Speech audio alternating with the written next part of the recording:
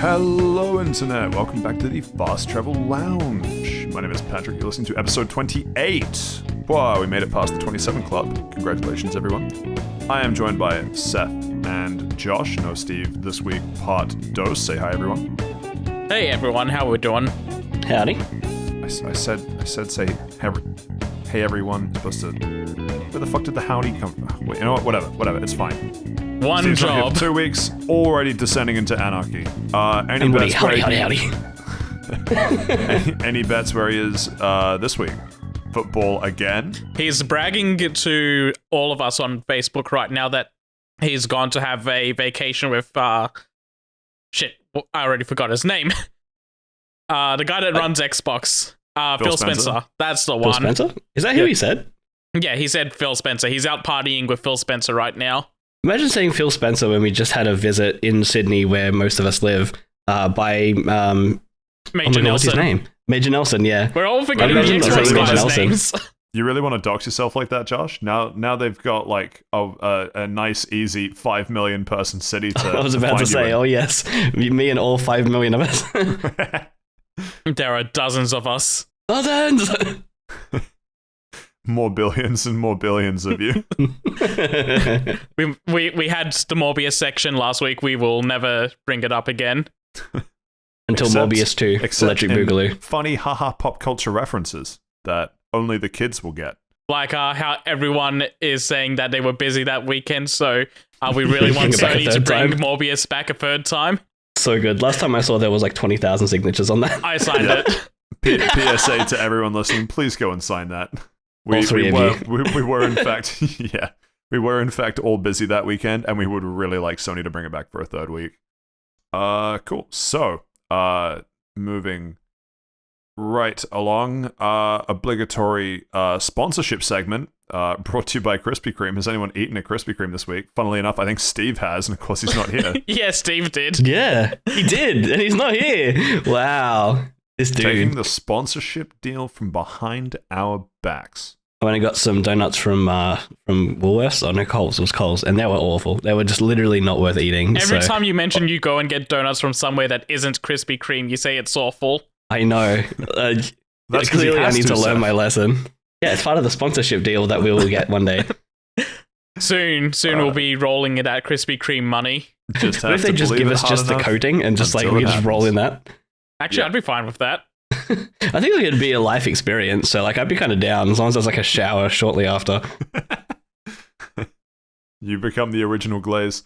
Anyway, moving right along from that odd mental image, might as well go right into Round the Lounge for this week. I am going to start myself off. Boom. Host privilege, let's go. I've been playing Mario Strikers. Came out almost as soon as we finished recording last week, so I've been playing that for a bit. I have some thoughts. There'll be some interesting discussion to be had. Seth, what have you been up to this week? I've made it through a little bit more of Far Cry 6, and I have a little bit of thoughts I wanted to mention about that since last time we talked about it. I said I felt weird if the actor had won Best Performance, and I want to rescind that now. But also, I played a little bit of Ape Escape last night because PS1 games came to the USA store of PSN. The PS1 games came to the USA store of PSN. Yes. They're not. So how did you play them? I have a US account that I just use when I need it's things that I haven't been localized or things that are from the US store only, really. All right, fair enough. Look forward to getting into that. Josh, what about you? What have you been up to? I've done nothing except basically whack a few more enemies in Final Fantasy X, so nothing really worth talking about, so I can just dig in on you guys. Talk about how Mario Strikers is like Rocket League. Cool. I already hate what's going to happen, but we will have to push through anyway. I had to deal with it with Final Fantasy 16 last week. You got to deal with it with Mario Strikers this week. Oh, for anyone that might be listening that thinks I'm wrong about Final Fantasy 16, fight me. I know where you live. Yep, let's go. All I have to do is sit on you. Right, cool. Again, weird mental images at the end of a segment, but that's fine. I'll segue the best I can. I guess also didn't really bring it up in Run the Lounge, but Josh, an album for this week? ? Yeah. So we end up just talking about this slightly earlier, so it's a weird way to introduce it. But Patrick's actually going to do the album this week, and I'm just going to throw in a couple of fun facts. So, Patrick, album of this week. Wow, no pressure. So, sort of weird to be stepping up to the mic like this. Everyone listening to my voice specifically. I'd like to thank my mom and my dad. No, I'm kidding. So I randomly wound up getting into a discussion about Macklemore, and it reminded me, which maybe not too many people are aware, but his possibly earliest album, certainly one of his earlier albums before he got super famous. It's called Language of My World. Came out in 2005. I adore this album. Just one of my favorite albums, just straight up, just probably just of all time. I really like it, and it's weird because a lot of the messaging. So I would have been like young, like primary school age when this album would have first dropped, and so it's weird because I started listening to it towards the end of high school into university, and it became one of my favorite albums. But a lot of the messaging in there comes from this sort of authentic place that he's done a couple times since, but I think he's sort of pivoted to be slightly more kind of commercially consumable, which is sort of understandable given how popular he is now. But for the authentic stuff, it's interesting listening back to it, because for this to be a snapshot of 2005, like there's a song about like George Bush. A lot of the messages are about like racial inequality in the States and that kind of thing. Yeah, one of the songs on here is just named White Privilege. Yeah, and it's an excellent song. It's funny because it's almost like a self-deprecating song about the role of white people when trying to promote hip-hop, which is, of course, what he's doing by being a white person promoting his own style of hip-hop. So it's a good song. But what's interesting is that the racial equality sort of messages, you could almost mistake for it coming out, 10, 15 years after it did. So it's kind of cool, I think, in some ways, of having a kind of a snapshot of 2005, which is basically, I'd consider pre-internet as well. Like, I'm sure some places had internet at that stage, but I don't think it's pre-YouTube. Was used. Yeah, well, pre-YouTube, and I don't think internet would have been used as a main way to collaborate on music, like I assume probably the majority, if not almost all, music producers do nowadays.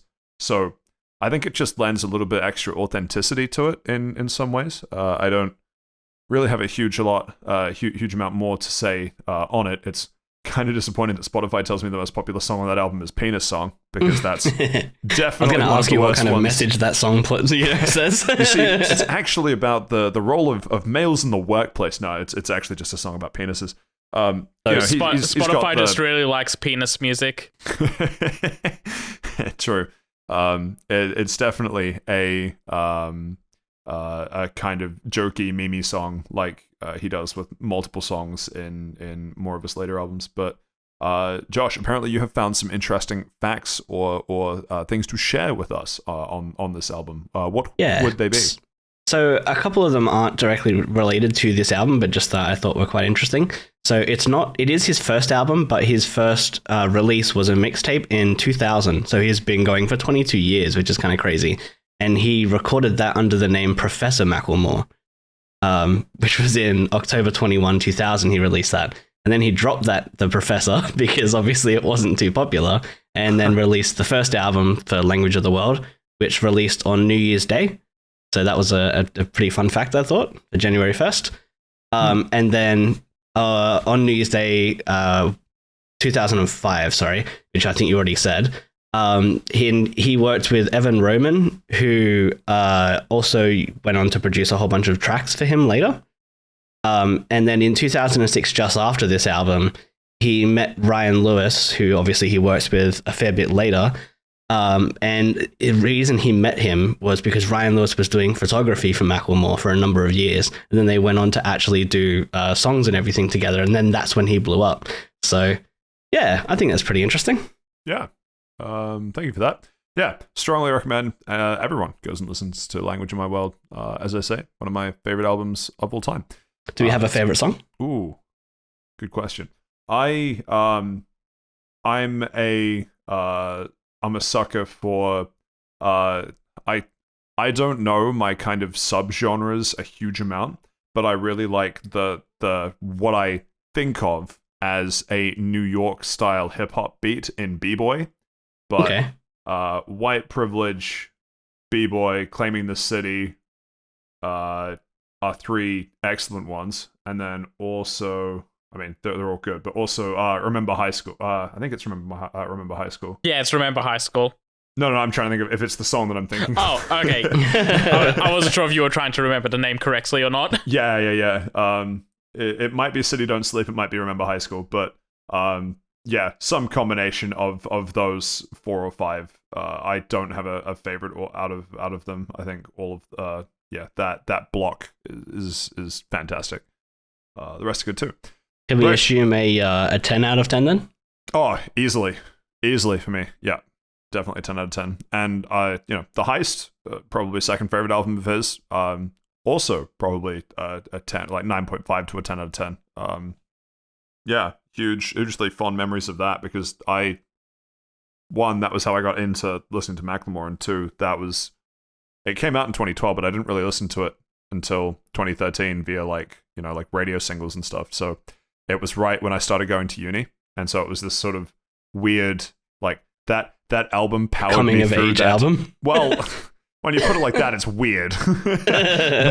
but it was an album that I listened to at a highly transitional point in my life, and so I guess that will always stick with me for that.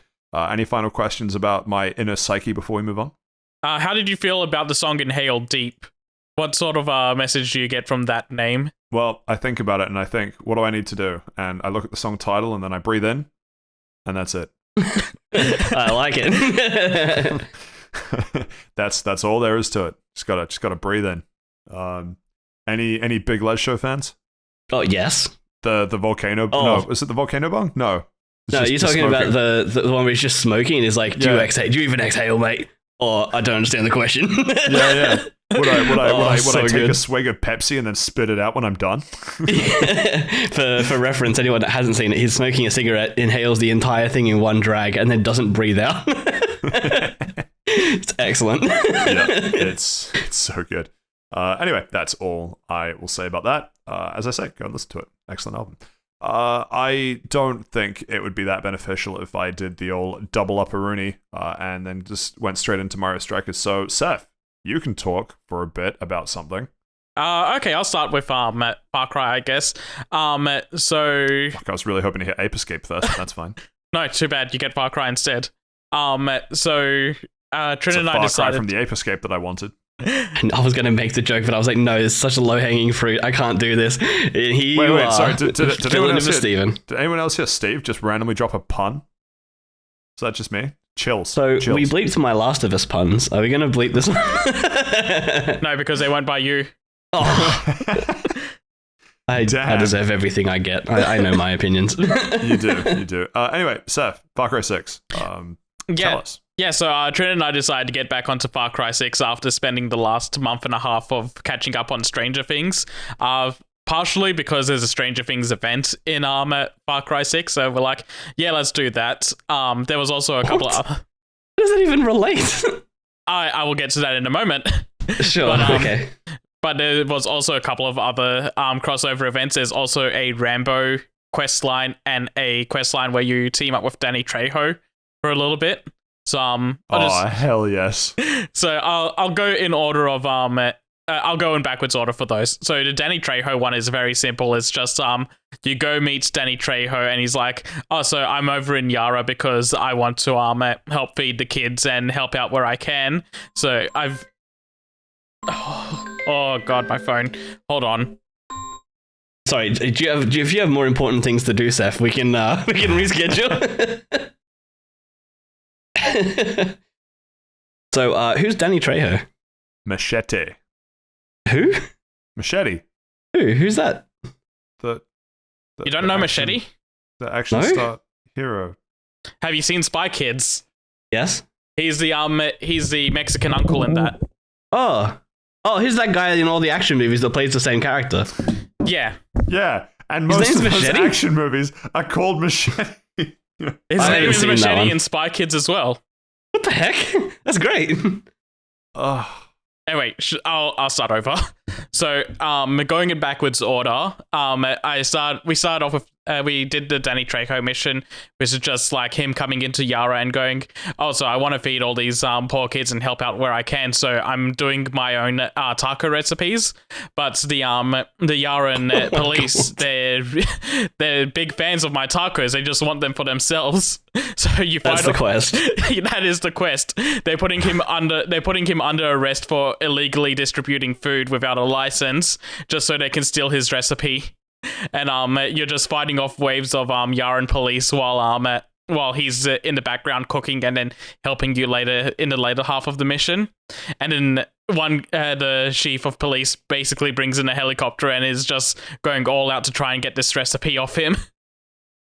The reward for it's really stupid and insane, but I loved it. And you get Danny Trejo's motorbike, which has a sidecar with a minigun attached to it.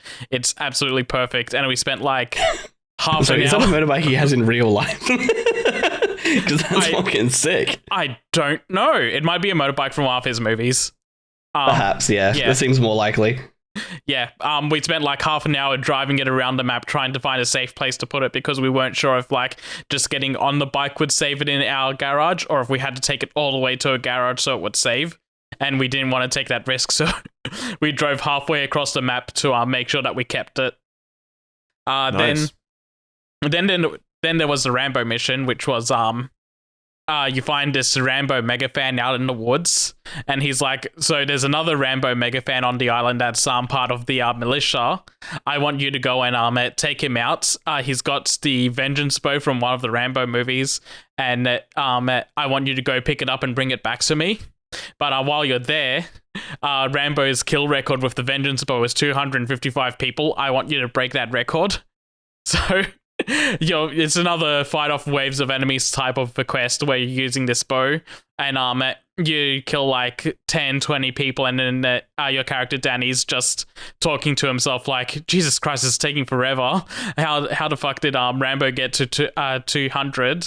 And as it's going on, you're getting phone calls from the guy that gave you the quest, and you're just constantly lying, and every time you lie, the kill counter will jump up to what's random number Danny is saying until it's finally around. It's like, yeah, I'm way over 250 now, so I'm on my way. And after completing the quest, it's like, yeah, no, I'm gonna keep the bow, but you can keep everything else that was in the guy's fortress. He's got like a whole bunch of other Rambo memorabilia, but I want to keep the bow because it's too useful. And it's been and you know what's amazing about that? The fact that you faced zero legal ramifications from doing so because you'd already murdered every police officer. Exactly. It's not a crime if you're not caught. How many people do you think you actually killed for that quest, just an estimate? Probably about 60 to 70, maybe? That's still a higher number than I would like. But I'm glad they didn't make you kill all 200 and whatever it was. Yeah. It was a pretty brutal mission. There was also a helicopter, again, thrown in there for good measure, but... And you killed that with a bow? Yeah, killed that with the explosive bow, which that bow's been really useful for taking out tanks and helicopters, which... It's explosive. It's got grenades tied to the bows. Grenades don't do shit against tanks. Yeah, okay, we'll leave it in video game logic, it's fine. Actually, yeah, it's not as useful against tanks, but on Josh, helicopters. Need I remind you? You are complaining about grenade effectiveness against tanks. We literally just talked about how we murdered every police officer and took Danny Trejo's bike, which has a sidecar with a minigun attached to it, and then went and murdered 70 people with a bow just to make a superfan happy. And after all of that, you're like, yeah, that's fine. But why do the grenades work on tanks? So, to be fair, I've been playing a lot of like very tank simulator kind of battle games that are very realistic and like learning like AP of rounds and stuff like that and what goes through tanks. So that just broke me a little bit inside. But we can move on.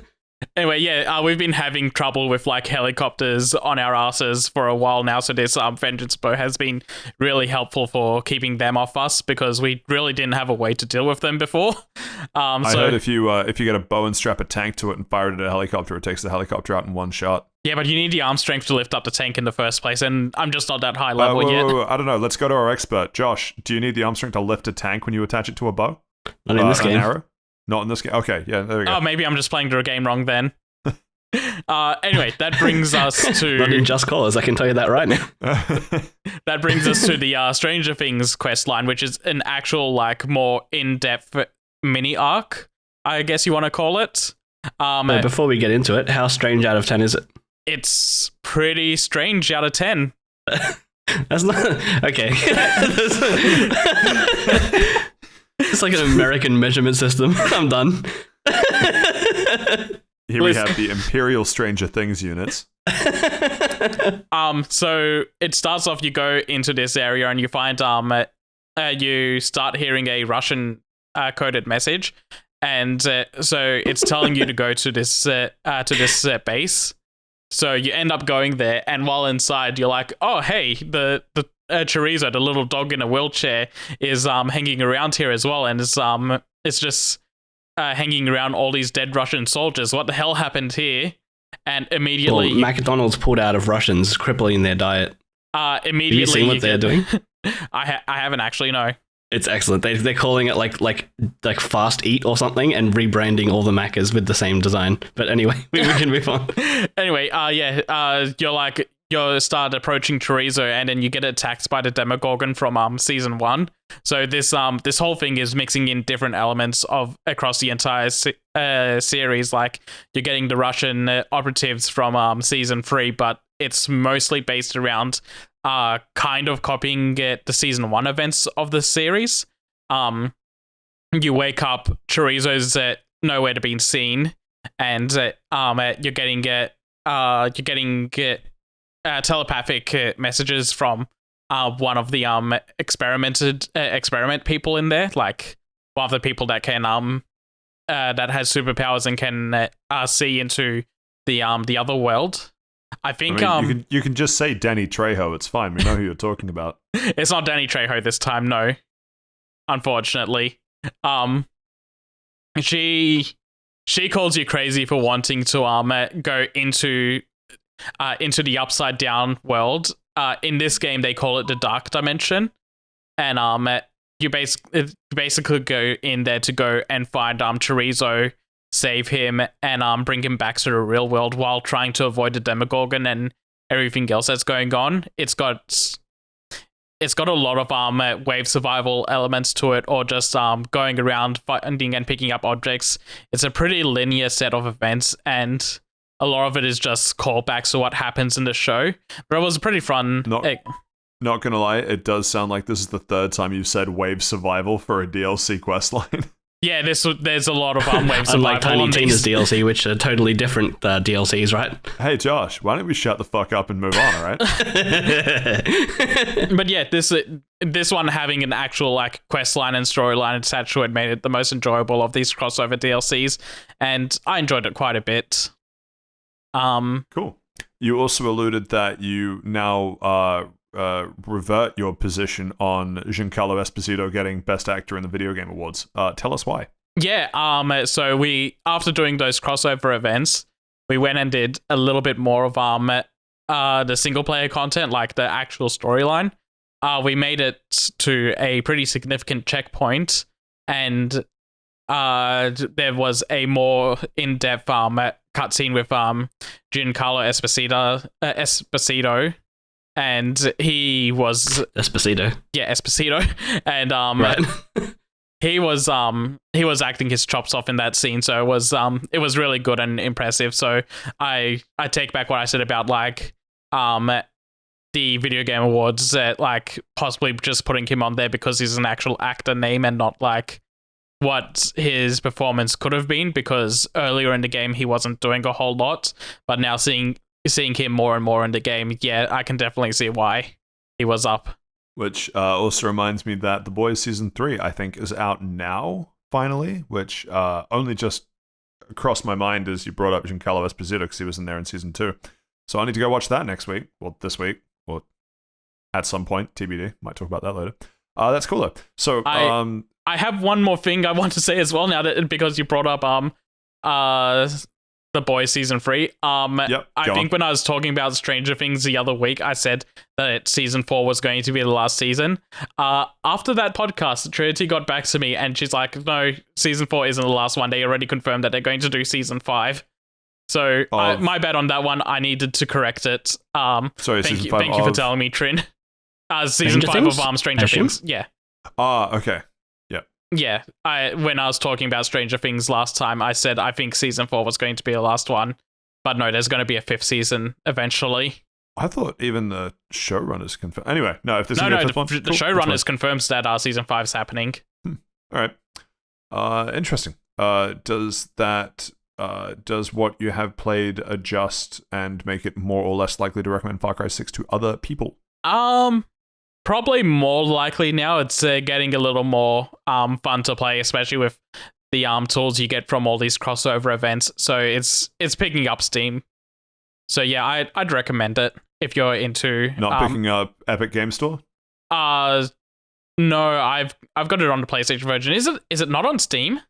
You said picking up Steam. I tried to channel the disheveled spirit of Steve. That was my bad. Oh Sorry god, about it is. that. It isn't on Steam. Is it Of not? course it's not. I thought it would have been. That's weird. I swore it was. Nope.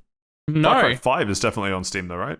I didn't see Far Cry 5 Hey? either. I saw Far Cry 4 and 3. Yeah, I don't think Far Cry 5 is on there either. Oh no, I Far Cry s- 5's there. Far Cry 5 Yeah, is there. I swear I've seen some of our mutual friends play it on Steam. Anyway, doesn't matter. That's cool. Thank you for that, Saif. I guess we get to move on. We get to strike that from what we're talking about and turn it into Mario. That was Wow. awful. That was Try again, a horrible please. segue. I will give you this one do-over. Hold up. I have something for this. I am in a league of my own, battling to find a good segue to talk about Mario Strikers Battle League. I've got the segue. It's Morbin time, guys. Let's get into it. Just that one was worse than continue. mine. I know. Just continue. This is Okay, a failed so- segue. And a segue as bad as Sonic Frontiers. What- I'll okay, get into let's- that later. Let's not go tossing terms out that we might regret. All right. So Mario Strikers Battle League. Apparently, 'cause I never had a Switch. I never had a Wii or a Wii U growing up. But apparently, or GameCube. Actually, didn't really have any home Nintendo console. Now that I think about it, but it's the I think third entry in Mario Football. Yeah, Mario that sounds Rocket right. I think previous one was Wii U. Wii. It or was possibly GameCube, Wii. then Wii, then this. Okay, GameCube Wii. Sweet. Right. And so everything that I've said, everything that I've read online talks about how this is the best one in the series, which is great because I have nothing to compare it to. I've been hearing people one- say mixed things about it. I've been hearing people say they prefer the Wii one or the GameCube one or this. So it's kind of mixed from what I've been seeing.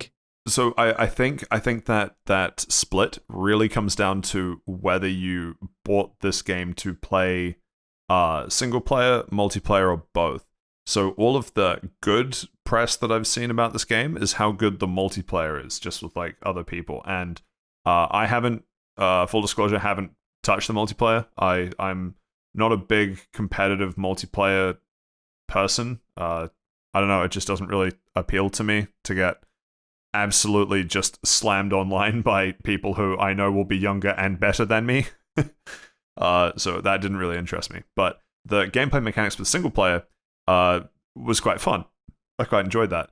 There is one huge caveat leaning over that, though, which is that the AI goes from having... there are difficulty settings for the AI. I haven't played it on easy. I'm not even sure if easy is an option, but the single player cups, which is kind of the campaign mode, if you will. It's a football game, so of course it's cups. It's like Mario Kart. The cups that you play through the regular ones, the AI difficulty is on normal. And then once you get through all of those, you unlock galactic difficulty, where the AI is on hard. And oh my god, the difference in skill between AI equals normal and AI equals hard is actually insane. And it's interesting reading around apparently there were a few I don't know, cups or whatever the similar single player progression for the I think both the GameCube and Wii versions.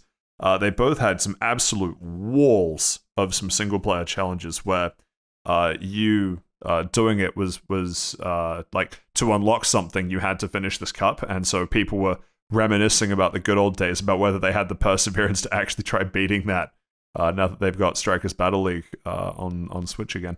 But I've quite enjoyed it. But so this is the big gripe. I have a gripe with the AI.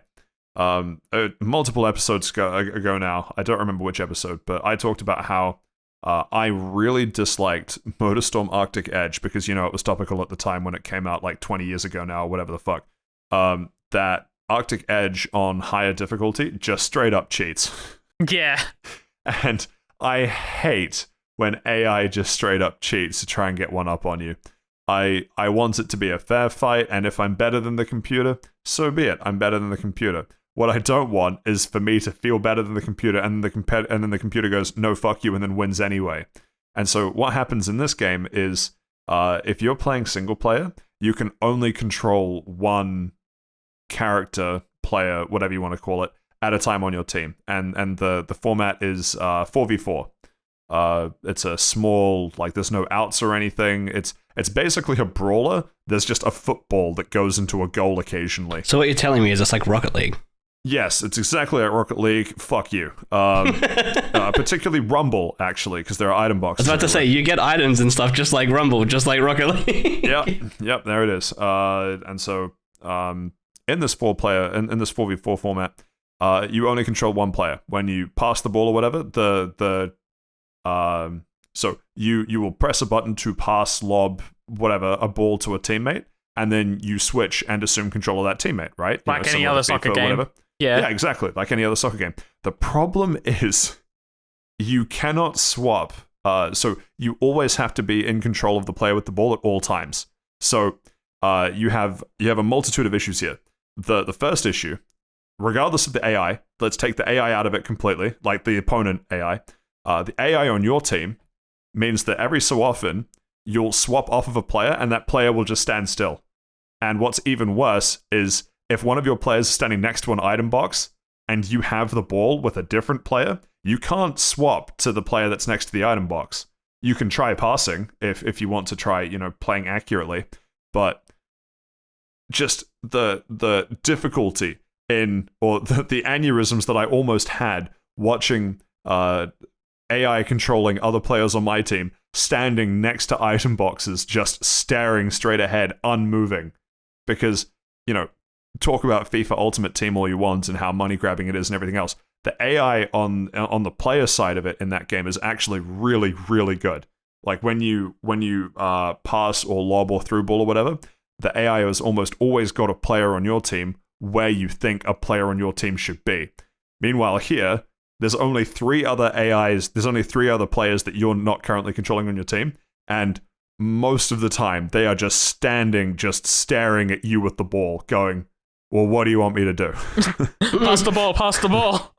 Kind of, yeah. And so they'll just stand with like an opponent between you and them, and they'll just stand there and not try and get into space or anything, and they'll just go, well, you can pass it to me if you want. I wouldn't, but, you know, it's up to you, boss. And so let's say that you do pass it, right? This is where I say that it's basically a brawler game with a football. You can tackle people off the ball, and it's actually it is quite fun to tackle people completely off the ball.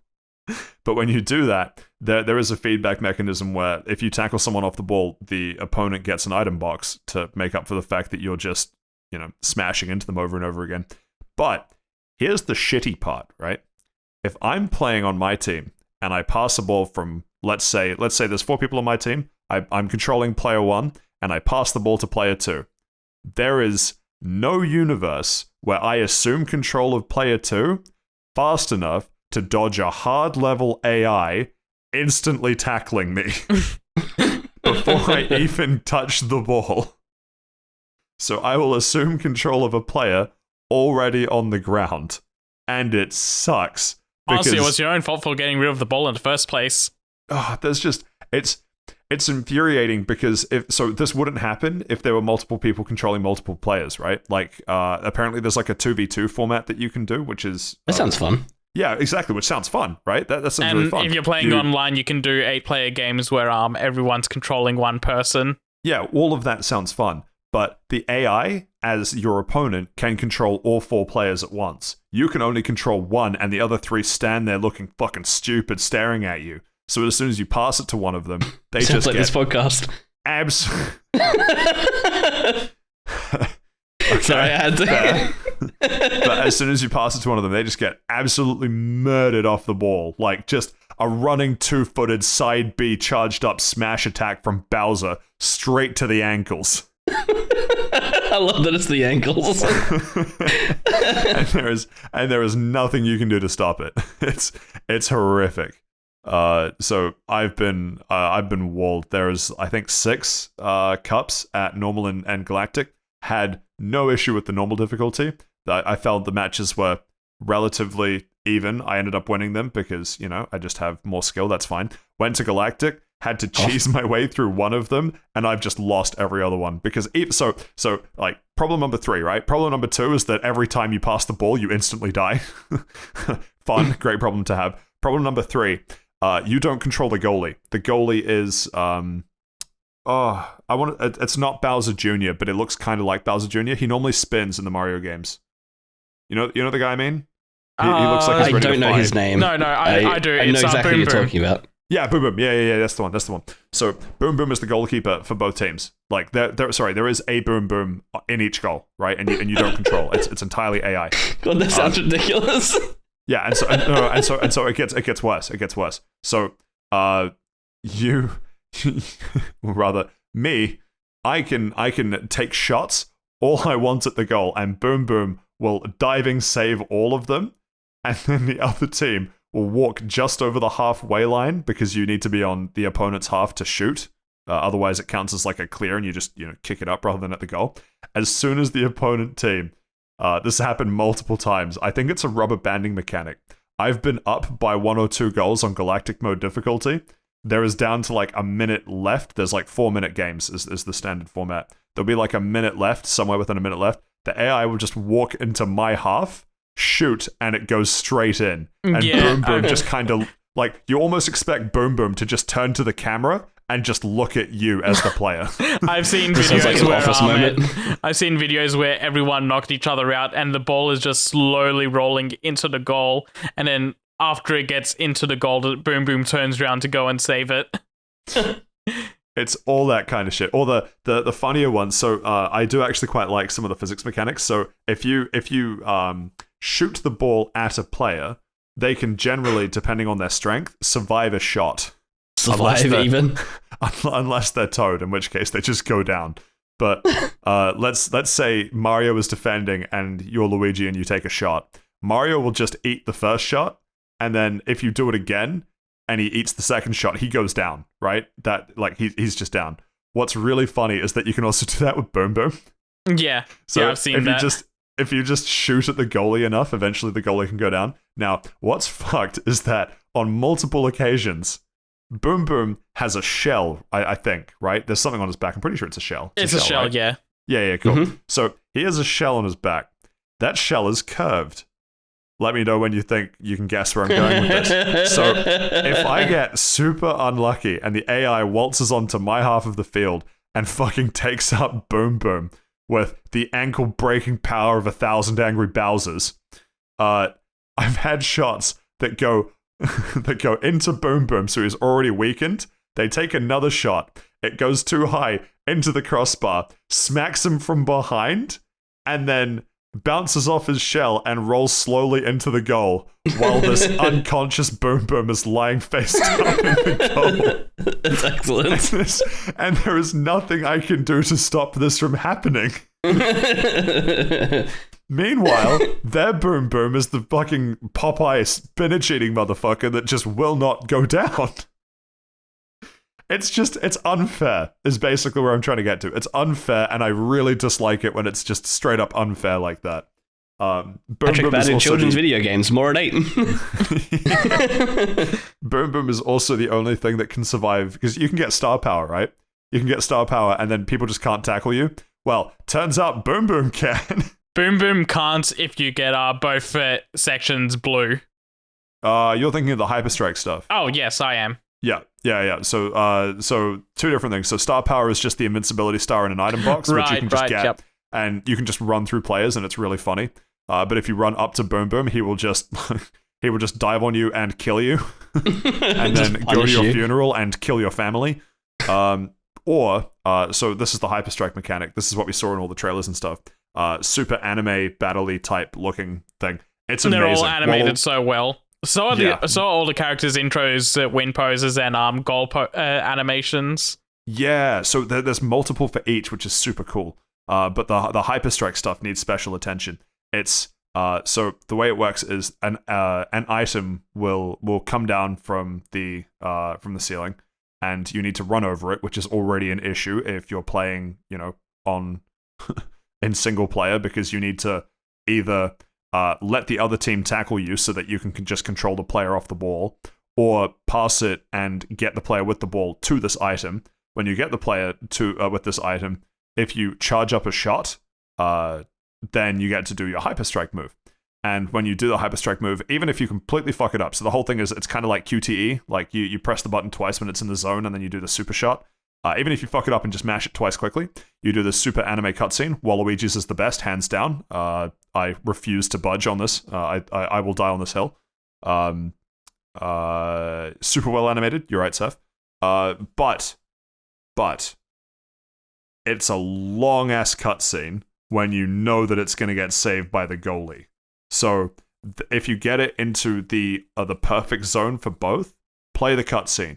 100%, 10 out of 10.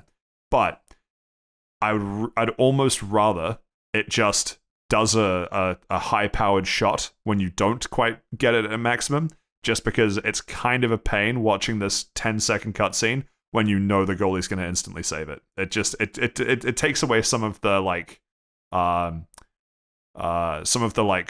raw, oh, this is amazing type feeling. You know what I mean? Yeah, it's when it gets deflected like that. Yeah, I can get that. Yeah. And also, really minor gripe, but the tutorials, they're quite well done in that they teach you all the mechanics of the game. What sucks is that some of the mechanics... So, at the end of all of the training, you have to do a, practice game type thing to test the skills that you've learned. And you have to perform a certain number of these actions in the space of, a 90-second to 2-minute game. And some of the actions you have to perform are things like dodge tackles. And I've had it on multiple times where I'll be facing a team of Yoshis and it'll be like, you need to dodge a tackle 3 times. And I'm standing with the ball and all 3 Yoshis on the other team are just staring at me. It's like, bro, tackle me. I need the tackle. And I'm watching the time tick down 5 seconds, 4 seconds. And I'm at 2 out of 3. And all 3 Yoshis are sitting there like, your move, bro. And then you need this fail, a whole lot more than we do. Yeah, exactly. And then when you fail it, if you want to repeat it, you can't just repeat the game. You have to go through all of the training as well. And it's like, why?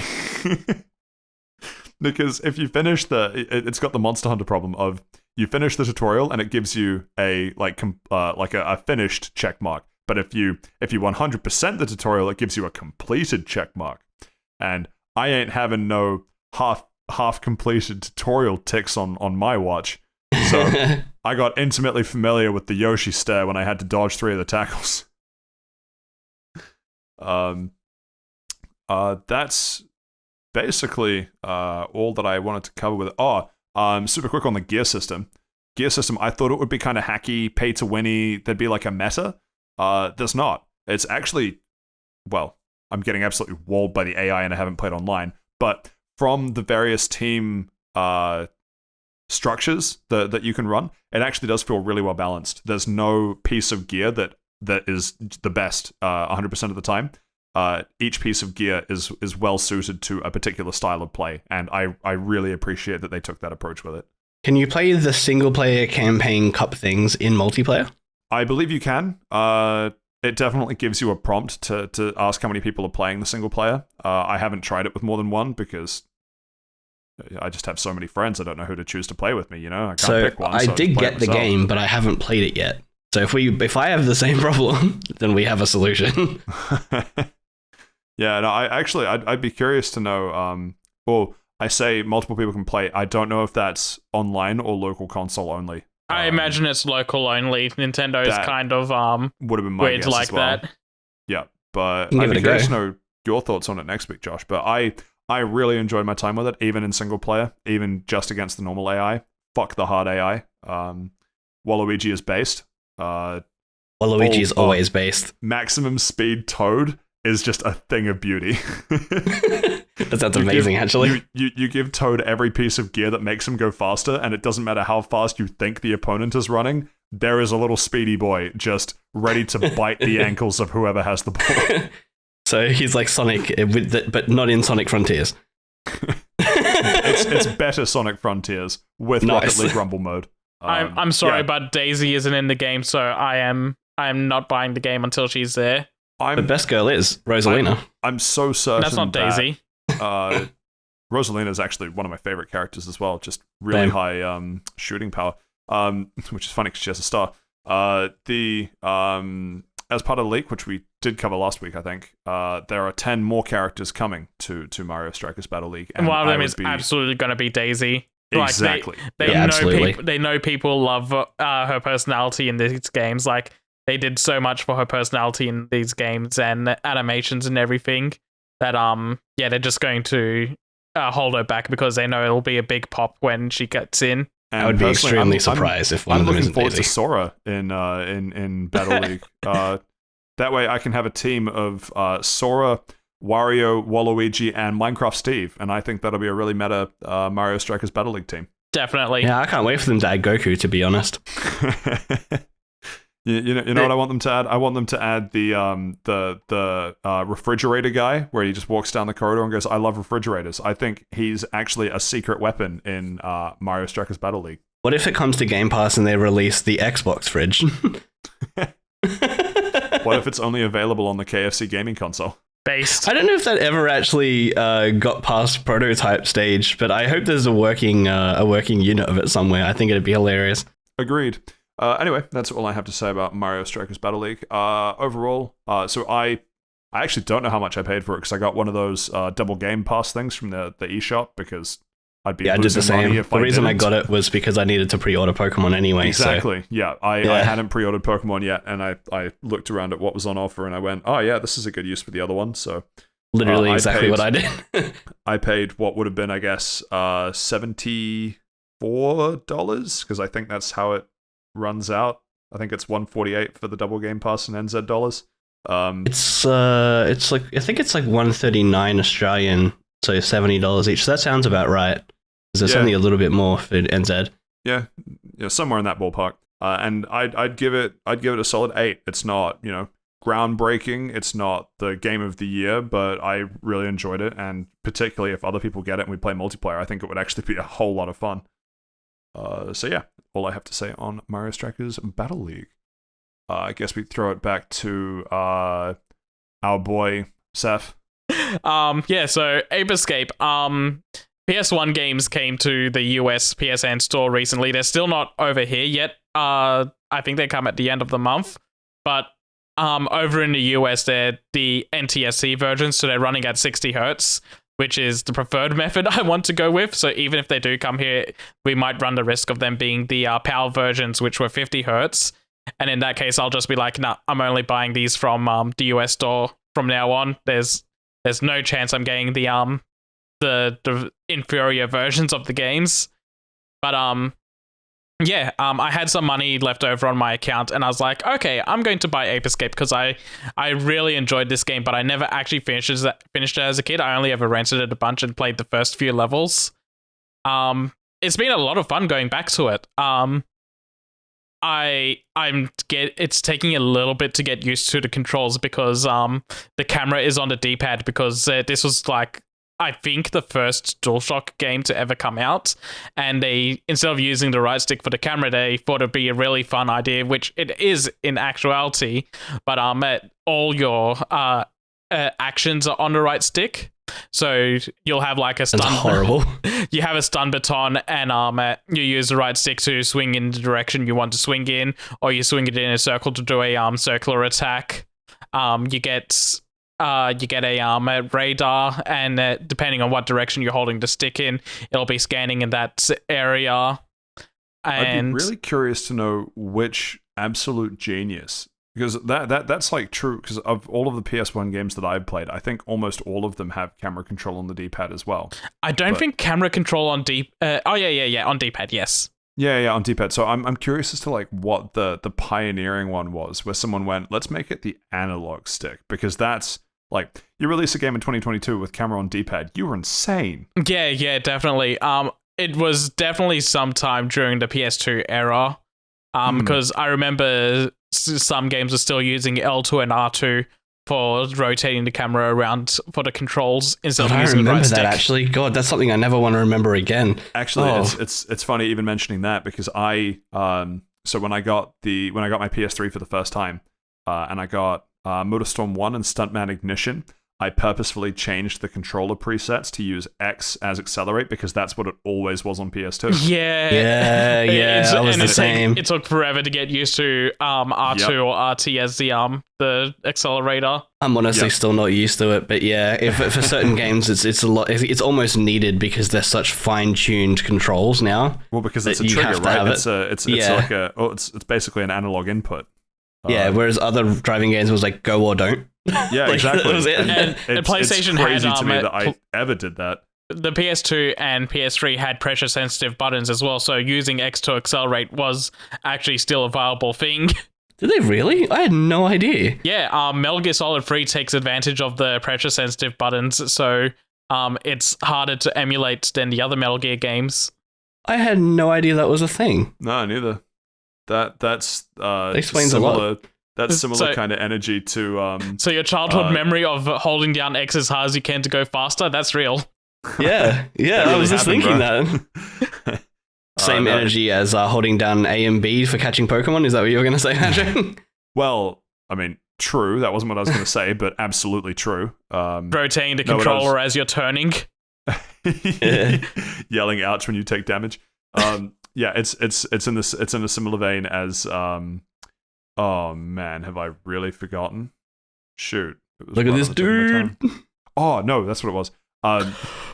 The greatest integration I've ever heard, or I've ever seen of using a microphone with a PS2 was that in Sly 2, you could hook up a microphone to it so that if you made sound, you got spotted by guards. Yeah. So people just unplug it. That's insane, but so fun. Its entire job is so that you hook it up to not make noise. Yeah, make the game harder. I cannot get over how that's a thing. Like, there might be some usefulness and like some kind of distraction, but the rest of it is just like, but why don't you just play without it plugged in, and then you can, actually speak in the same room as the PlayStation. Or someone that's like talking in the kitchen won't get you spotted. Yeah, exactly.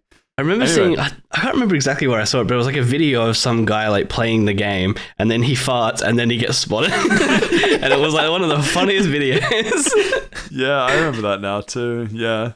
Golden age, honestly. Golden age of gaming. Glad I was there for it. It was such an experimental time. Like, people trying to figure out 3D games and random accessories. The iToy will forever be my favorite toy. I had to fight really hard to get a second controller. So, I grew up with 3 siblings. I mean, I still have 3 siblings. It's not like one of them is no longer here. But you're not growing up with them anymore. Also true. I mean, you are all growing up still. Only on the outside. And so, it was always like, pass the controller only gets you so far. And so, our favorite game to play in multiplayer was SSX Snowboarding 1. And so we were stoked when Dad came back with a second controller. And then we realized that it was a steering wheel so we could play Formula 1. So one of us had a DualShock 2, and the other one had to use a steering wheel to play the snowboarding game. You know what? I remember because I had I grew up with the two golden siblings. age of gaming. We had a multi-tap, but we had the two controllers, but we didn't have a third. I remember literally plugging in a steering wheel at one point because Dad had one for Gran Turismo to use those controls as the thing. And the only reason we stopped doing it was we couldn't figure out a way to stop it so that if you accidentally moved the wheel, you didn't turn the character. Oh man, that's crazy. As I say, golden age of gaming. Glad we were here for it. Anyway, Saif, why don't you start telling us about Ape Escape? Yeah, so I made it through the first couple of worlds. I think I'm about halfway through the game now. Because Is Ape Escape what happened to those NFTs? yeah, yeah, basically, because of the NFTs all losing their value in our Dolly, I also went in and bought Ape Escape and got a result for that. Absolutely cursed. It is, but it's also fantastic. Anyway, yeah, I'm about halfway through the game because you get a gadget list of 8 gadgets, and I've got about 4 of them at the moment. I've gotten past basically everything I remember from the game as a child, which was basically just, oh hey, there's an escaped ape riding this giant T-Rex, because what the premise of the game is that one monkey Spectre is wearing this helmet that makes him super intelligent, just like the hat in the Futurama episode. And That's the dumbest shit I've ever heard. And his plan is to use a time machine to go back in time and basically make the Planet of the Apes a reality. The more I'm thinking about this is a game with Spike in it, right? Yes. Well, he looks so much like a little Yugi. He does. Not as much in the first game, but in the later games he does. Ridiculous. This whole game as a concept is insane to me. It's actually really fun. I've been enjoying it a ton. Besides the camera hiccups I'm having, which honestly you kind of get used to after the first couple of levels. It's really interesting to play. They using the right stick for the gadgets is really really interesting, and it works in a way that you wouldn't get by having them on the face buttons, which I think helps lend to like the uniqueness of the game and how it feels.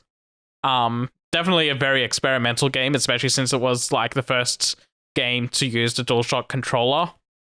The one thing that does, the one gadget I have at the moment that's really not my cup of tea though is using the slingshot, because what you have to do to aim that in third person view is you pull back on the right stick to just aim it forward, and you got to like rotate it left or right to aim those directions, and it feels really weird. And then every time I let go of the right stick, it ends up just shooting forward anyway because the stick resets itself.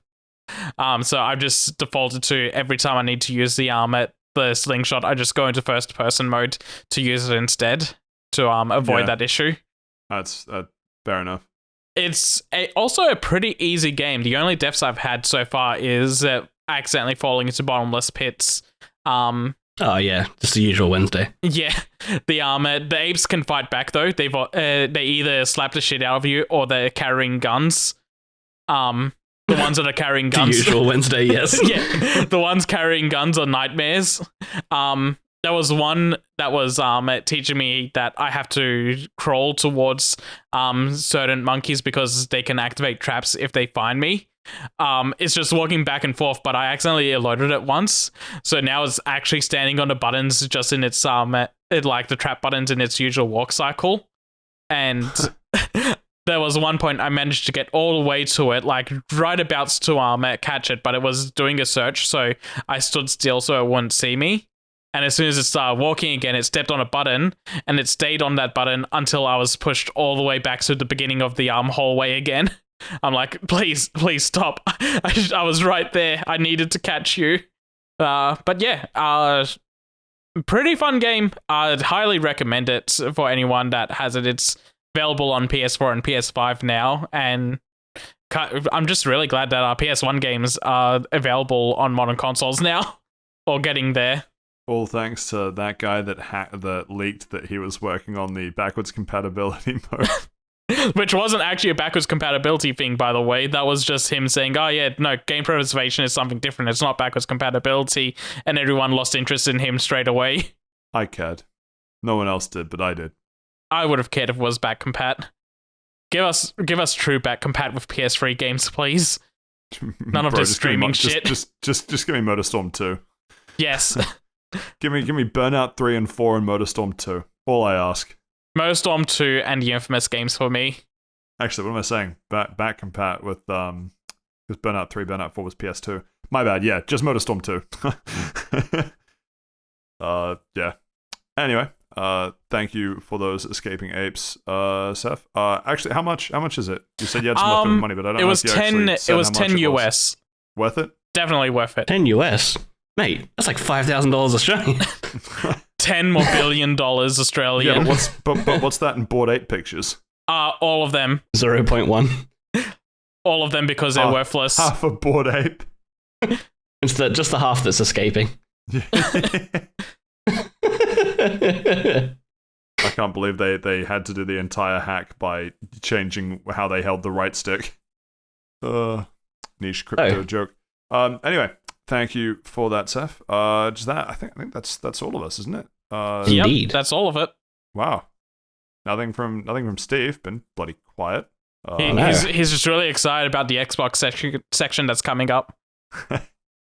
Saving all his energy. Hopefully he unmutes himself soon. I see his green circle lighting up, but no one can hear him. I joke. He's probably dead. Joke again. He's just done here. Anyway, that brings was us... dark. And with that comes to the end of Run the Lounge this week. Thank you to Saif and Josh for those contributions. Well, mostly Saif, let's be honest. And that means we get to finish Run the Lounge for this week and move on to part 2, which is, of course, the news. And oh boy, so much news this week. Where do we start? Why don't we start with the thing we're all super excited that we got a lot of big announcements, but I think we'd all agree at the top of it, Sonic Frontiers. Yeah, let's bitch about Sonic Frontiers. So, Summer Games Fest. First we need to, let's just do a quick poll. Josh, you look like someone that can distinguish when a hedgehog has human teeth. If hypothetically, what a fucking question, or statement even, had human teeth, would you delay the release of this piece of media to remove the human teeth? Absolutely. Now, Saif, a question for you: if I came to you with a game that was the equivalent of a hedgehog having human teeth, would you delay the game? Absolutely not. You just don't understand the vision. Okay, so you'll have to walk me through the vision of human teeth that is Sonic Frontiers. Okay, so Summer Games Fest is officially starting, and one of the big things we got out of it was a lot of just negativity around Sonic Frontiers. So, no, we also got a lot of positivity. Like, people that actually played the game at the show floor were very excited and said it was good. And all the is there like a gun slightly off to the camera? Or? Not that I'm aware of, but they were all saying that the builds that we saw from IGN was nothing like what they played. Like, everything in that builds that IGN showed was like super old, and a lot of things have been polished since then, so thank God for that. IGN giving us bad news? I wouldn't believe it. Sega giving IGN bad news to work with. It's like a double troll on that.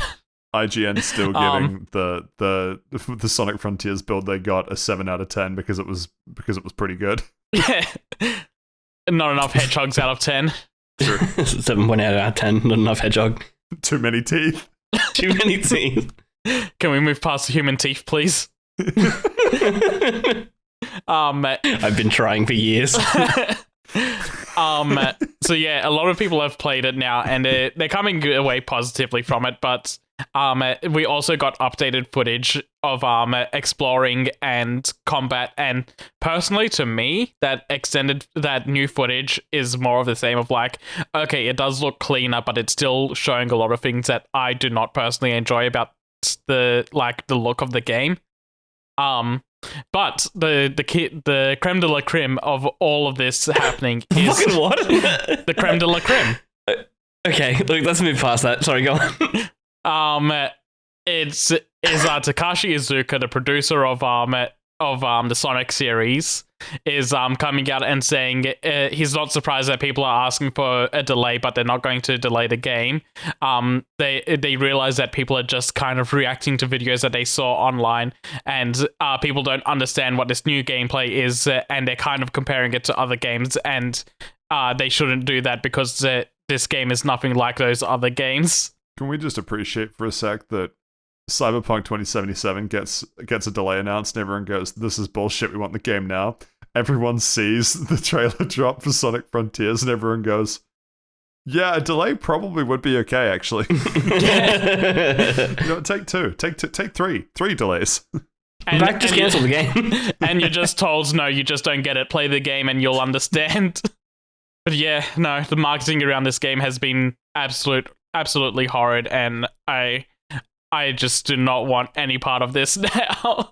So I'll most likely play the game when it releases, just because of how big of a Sonic fan I am. I played Sonic Forces on release and absolutely regretted it, and I still haven't learnt my lesson. But we can move on. Looks like you're about to get a second F in the chat. The joke was that it was Frontiers. Anyway, next up in the list we have possible confirmation of Lollipop Chainsaw. Can someone that has an interest in this tell me about it, because I haven't played it and know very little about it. I have an interest in the art. I platinumed Lollipop Chainsaw. That's him right there.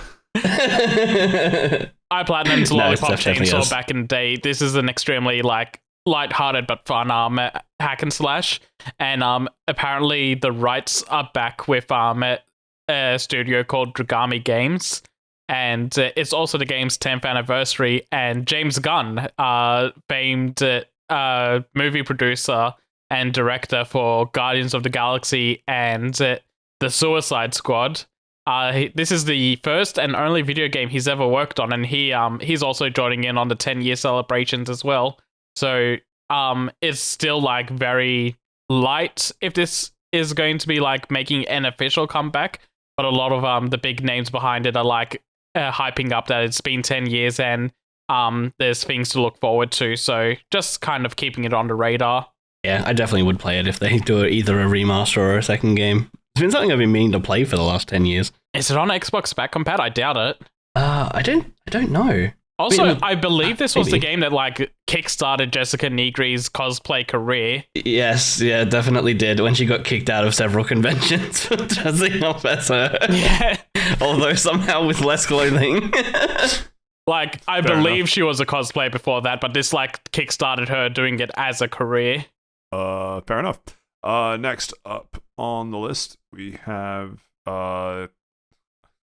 God, there's gonna be a lot of this of just me just having no idea what these are. Cardfight Vanguard? Never heard of. Wow. This Sorry, dude. You should be, mate. It's a card, it's multiple card games, it's an anime. Not helping me. Seth got me into it. Courtesy got me into it. It's actually really fun. It's a very fun card game. I've got several decks sitting right next to me, actually. Yeah, same. Wait, it's a physical card game? Yeah, physical card game. Yeah. Huh. And now it's going to be a video game based on this announcement. So they've had several video games, but this is of interest because this is going to be the first one that they're actually localizing. Yeah, which is cool. I'll definitely pick this up, honestly. Yeah, it's coming to Steam. The card game is so much fun. It's coming to Steam and Switch. It's going to have a completely original story. All the main characters from the overdressed anime are going to be in there. And they're going to have a bunch of original characters showing up as well. And it's going to be following the standard format of the game, which is the current reboot of the game and mechanics that started last year.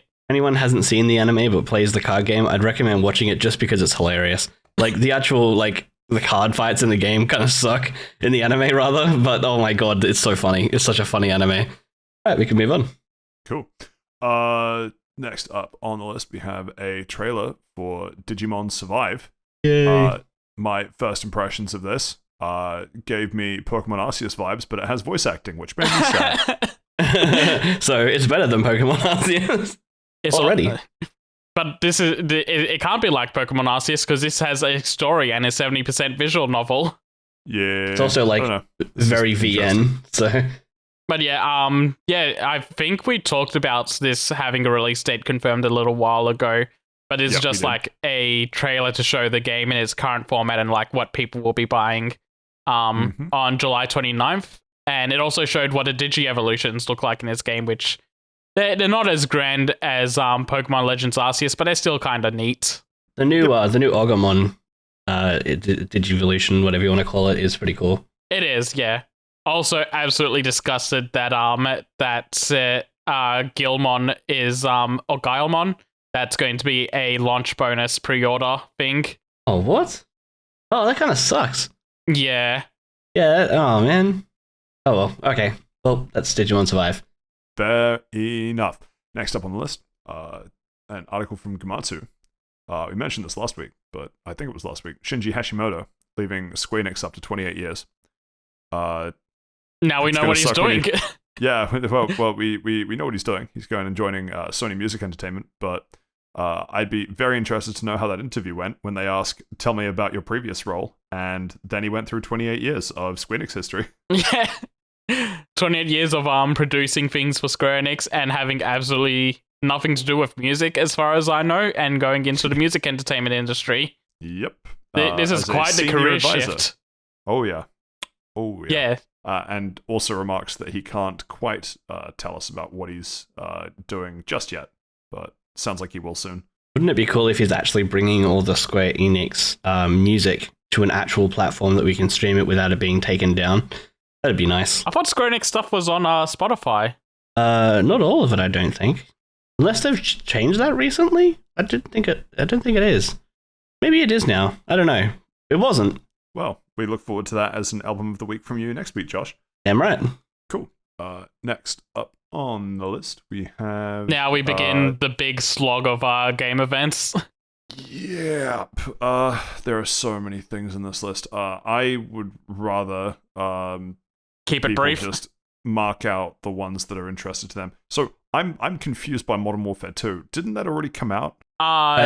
Yes, but this is a remake. It's like a reimagining, like what they did with the Modern Warfare like a year or two ago, where they like redid the campaign, but they redid the campaign as well. It's like it's like what the Resident Evil games are doing, where it's the same game, but it's not the same game, kind of thing. Oh, okay.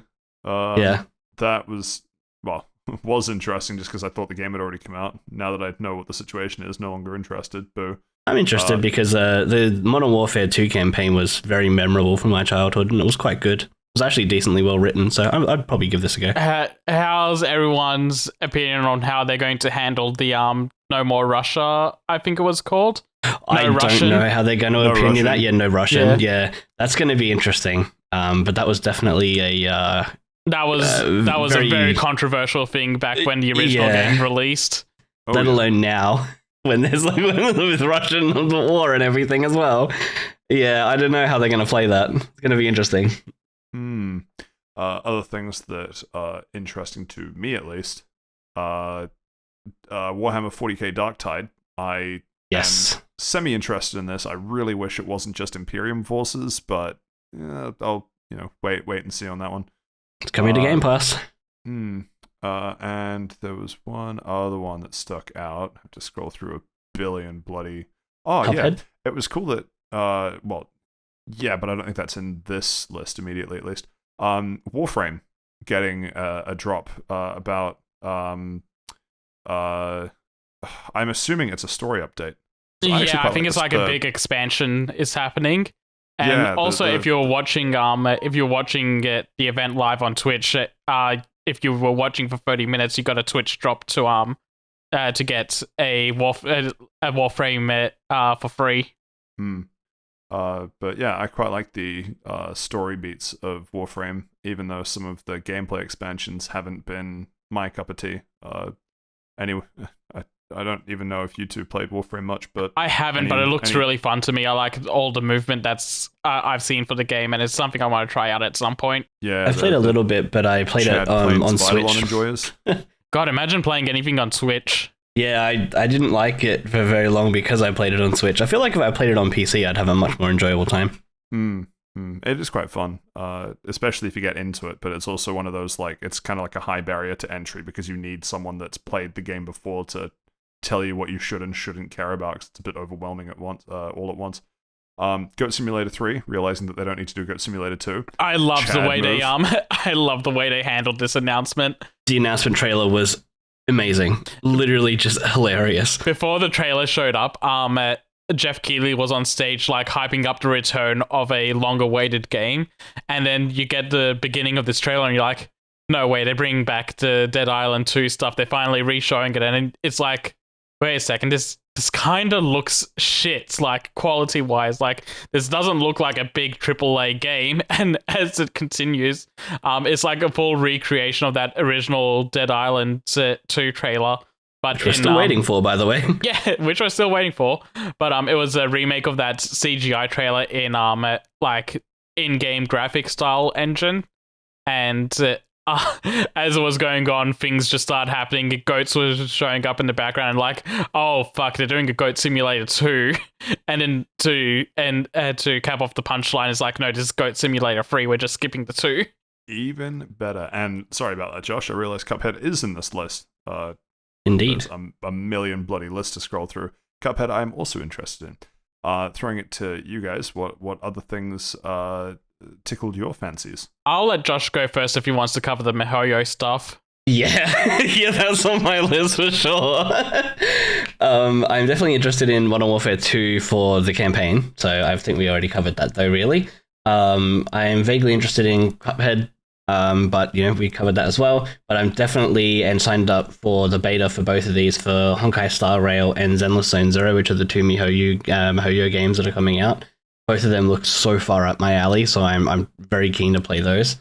I'm also quite interested in I don't know what to call it other than like Streets of Rage style TMNT game, like Teenage Mutant Ninja Turtles. It looks like it would be fun for about a couple of hours, but that's enough. Like, it looks like it's just going to be really fun. Yeah, they also announced that they're going to do 6-player co-op, which is like really rare That's awesome. It's really rare for beat 'em ups to do 6 players. They're usually 4-player affairs. The only other game I think that's ever done it is like an X-Men arcade game, and that was all the way back in the 90s. They also announced that Casey Jones is going to be in it, because before that he was 6. Yeah, he was mysteriously off the roster. So now it's the playable character list has gone up to the 4 Turtles, April, Master Splinter, and now Casey as well. And it's also going to be coming to Game Pass day 1. Yes, it is. And it's releasing June 16th, so tomorrow. Actually, I might even pick that up and give it a go pretty quickly before I get stuck into Monster Hunter when it releases. And the other game that I haven't played the first one, but Soul Hackers 2 looks pretty interesting to me. Yeah, it does. So, yeah, I might play the first one, because this releases in August, so there's a bit of time. Yeah, the first one, by the way, is a 3DS game. Oh, okay. That's probably why I haven't played it. Yeah. Okay. Yeah, otherwise I'm interested in Darktide. I'm not interested in The Last of Us at all, because I literally just played it and the game looked fine, so I don't need to play it again. Yeah, I was going to get into The Last of Us in my segment, because I got a lot of bitching to do about that. Yeah, what about you, Saif? Okay, so to begin it off, they started the show with Street Fighter 6 showing Guile was going to be coming to the game, and they showed a lot of Street Fighter 6 during this whole Summer Games Fest event. A lot of people got to play the game, record it, and it looks fantastic. Also, on top of that, they confirmed that the game's going to be using rollback netcode, which A+, and it's also going to be fully crossplay. So it's coming to PS4, PS5, PC, and the Xbox Series consoles. I don't know why it's coming to PS4 and not the Xbox One consoles, but that's a whole other thing to kind of speculate on. But having a full crossplay between all of those is fantastic. They showed a little bit more Callisto Protocol. It was just kind of like an extended look of what we already saw, so I don't need to talk about that too much. There was a game called Witchfire, which looked interesting to me. It was like a very supernatural first-person shooter game that they was shown off. That'll be on early access soon. Originally shown off in 2017, so 5 years later. Yeah. that 5 years must have done them good because it looks pretty fantastic from the trailer they showed. There was also this space horror game. There was a lot of them, but this one in particular, this one in particular was called Routine. Apparently it's been in development for 12 years. It's kind of Alien Isolation looking, but it's using like killer robots as the enemy. Not much shown for that, but what was shown looks really interesting to me, and I'm pretty excited about that. I'm surprised neither of you guys brought up Stormgate. Yeah. I've kind of assumed one of you guys were like StarCraft or Warcraft fans. I'm a Warcraft fan, but I mean, then I've seen what Blizzard has done to Warcraft. Yeah, this is all the original creators of like those games coming back for a different one. Yeah, I mean, if it looks good when it releases, then maybe I'll give it a go. But I'm just a bit jaded, I think. Fair enough. Yeah, I think I'm in a sort of a similar boat.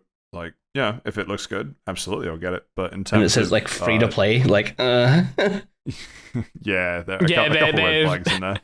Their opening tagline was free to play, no NFTs. I mean, that's a base opening line, but yeah. American Arcadia to me looks really interesting. It's a 2.5D platformer set in a 70s futuristic city, and it's like you're living in this hotel that's like the perfect society, and you're trying to escape from it. Because it's also a little bit Truman Showish, where everything is a TV show, and if the ratings get too low, then you get a death penalty. Just like in real life. Exactly. Moving on from those. Let's see what else. Josh mentioned Soul Hackers 2. That looks cool to me. One Piece Odyssey to me looked really cool. Not much to say on that though. What's that, Steve? You wouldn't pay over $30 for it because it's an anime game? No worries. And then let's get to the last two. Gotham Knights did a trailer for Nightwing. Still looks pretty shit, honestly. They showed a lot of different costumes and armor sets, and they were all really terrible. And then we get to The Last of Us.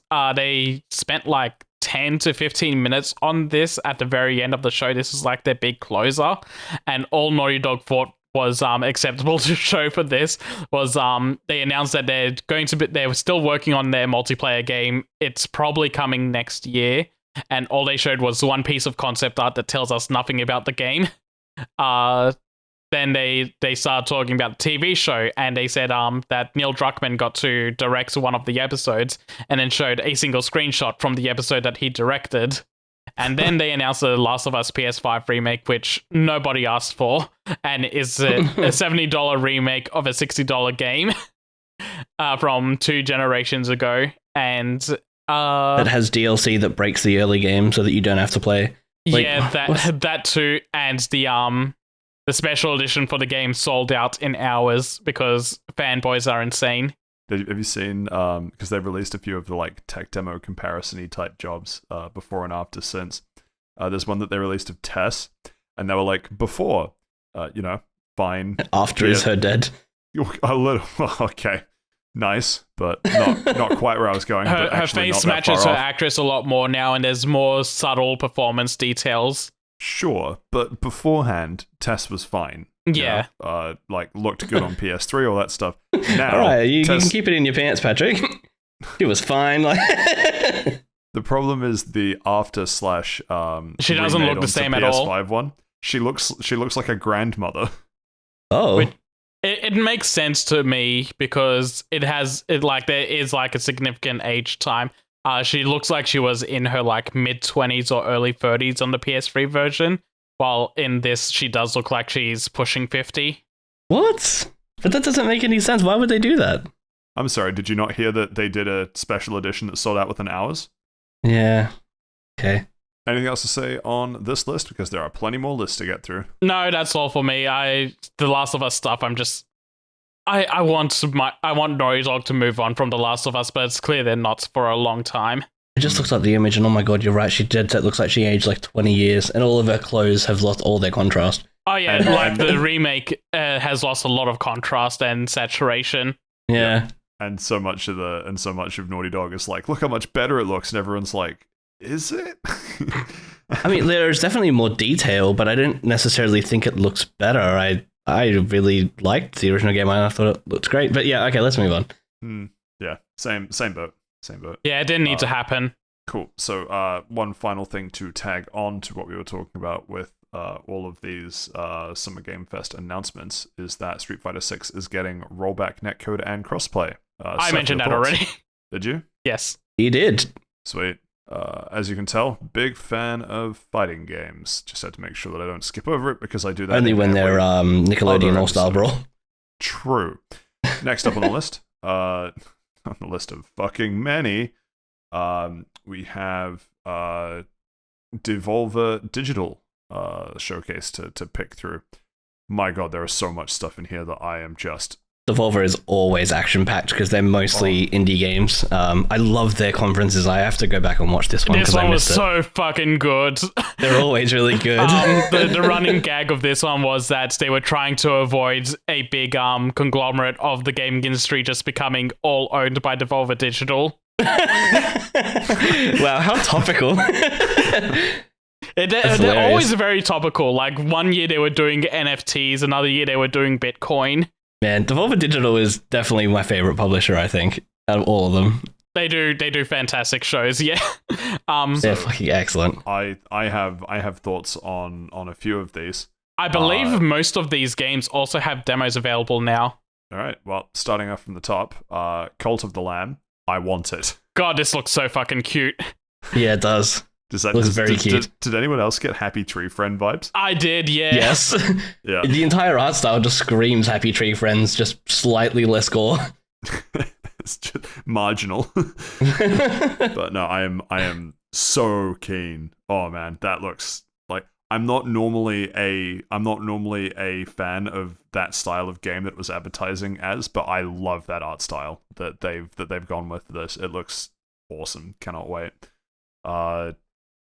I wasn't as big a fan of Angerfoot, but that hold on. Just before we move on from Cult of Lamb, I want to also mention that it's coming out August 11 for people to check out. And the game itself looks like it's a bit of like a little bit of a mix of a like Binding of Isaac and a little bit of like farming simulators you'd find like it almost Stardew looks Valley. Like, I was thinking like Animal Crossing type. Yeah, a little bit of mix between those and Binding of Isaac to me. Yeah, no, I good point. I wasn't sure if we were doing this is what interested me, this is the discussion. Devolver's small enough that I think we can go through the list.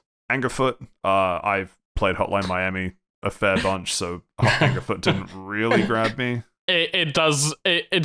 It's ridiculous to me. I've downloaded a demo for this. It's made by the people that did Broforce, which was also a fantastic game. So Broforce is pretty good. Yeah.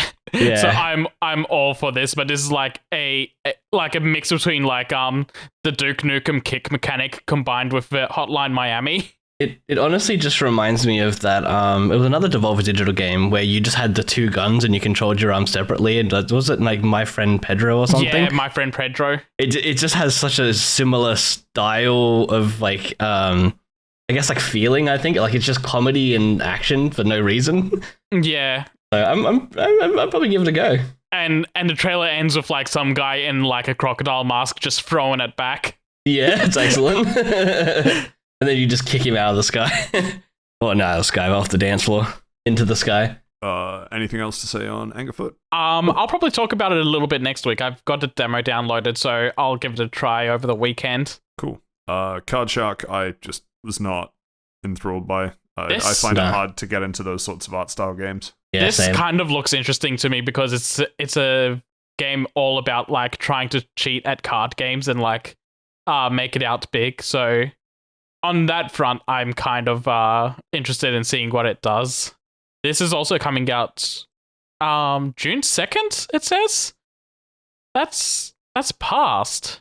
Could be June 2nd next year. Yeah, Card Shark might be out, but that didn't stop Devolver from showing it off. Yeah, true. Yeah. Probably just an extra little push.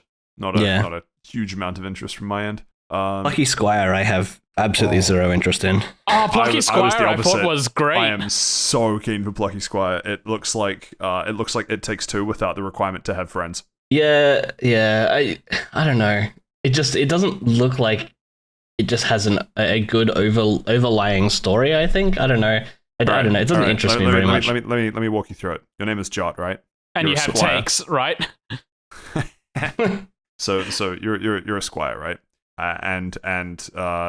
You when you see someone's berry, you steal it for your own, with like 60 base power, and you get to take the effects of the berry. In Pokemon, we call that pluck. So you would be a plucky squire, if you will. That's the whole story. Corvusquire? Corvusquire has pluck. What? Corvusquire, the Pokemon, has pluck. Yeah, perfect. Doesn't matter. Yeah, that's Jot. It's nicknamed Jot now. Yeah, boom. Steel flying type. You in? Yeah, right. You know what this game reminds me of heavily? The Zelda 3DS game, Link Between Worlds. How that game had like this whole mechanic of you'd go through the overworld, and then Link could turn himself into a wall painting to flatten himself and get around walls and corners in certain ways. But this is going the opposite. I played Mario Odyssey. This is going the opposite approach, where you kind of like go into books and cups and stuff, and it's a 2D platformer. But then you go out of those areas and it becomes like a 3D adventure game. And yeah, it just looks fun to me. Like, it looks interesting, cute. Could be a really good game. Yeah, I'm looking forward to this one. It gives me Tiny Tina Overworld vibes. So hopefully they don't fuck me with DLC. We'll have to wait and see. So Skate Story? Skate Story. I didn't get a lot out of this one. No, me either. The trailer kind of shows nothing. I liked parts of what I saw, not I like the art. Yeah, exactly. I like the art style of it, but I didn't see enough of the gameplay to know whether or not I'd actually want to play it. It looks interesting. I just don't know what it is. I don't know how much story there might not story, gameplay there might be, because this kind of looks like it looks like a walking simulator with a skateboard. Yeah, it looks like those Temple Run games to me, is what it looks like. It kind of reminds me of like a type of game that Flower is, where it's like very artsy story sort of thing. There's gameplay, but it's kind of like in service of telling its story rather than gameplay for fun or anything. Which, not to say it can't be fun, but the gameplay is serving the narrative rather than the narrative serving the gameplay. So I will have to give them props that, you know, Skate Story is about a demon made of glass riding a skateboard, and boy did they make that apparent in the trailer. Yeah. 10 out of 10. I know what I'm getting into. Cool. Yeah, I super keen for some of those, so I'm waiting with bated breath. Next one is basically just a dump of a bunch of Netflix stuff that's either coming out, or discussion-y type stuff. Maybe someone else can run through the bits that are of interest, because there's a lot on this list, and I care about very few of these. I care about literally none except for chess. I'll just run through the list very quickly to say just what was there. Dragon Age Absolution is a anime on the Dragon Age series that's going to be coming to Netflix December this year.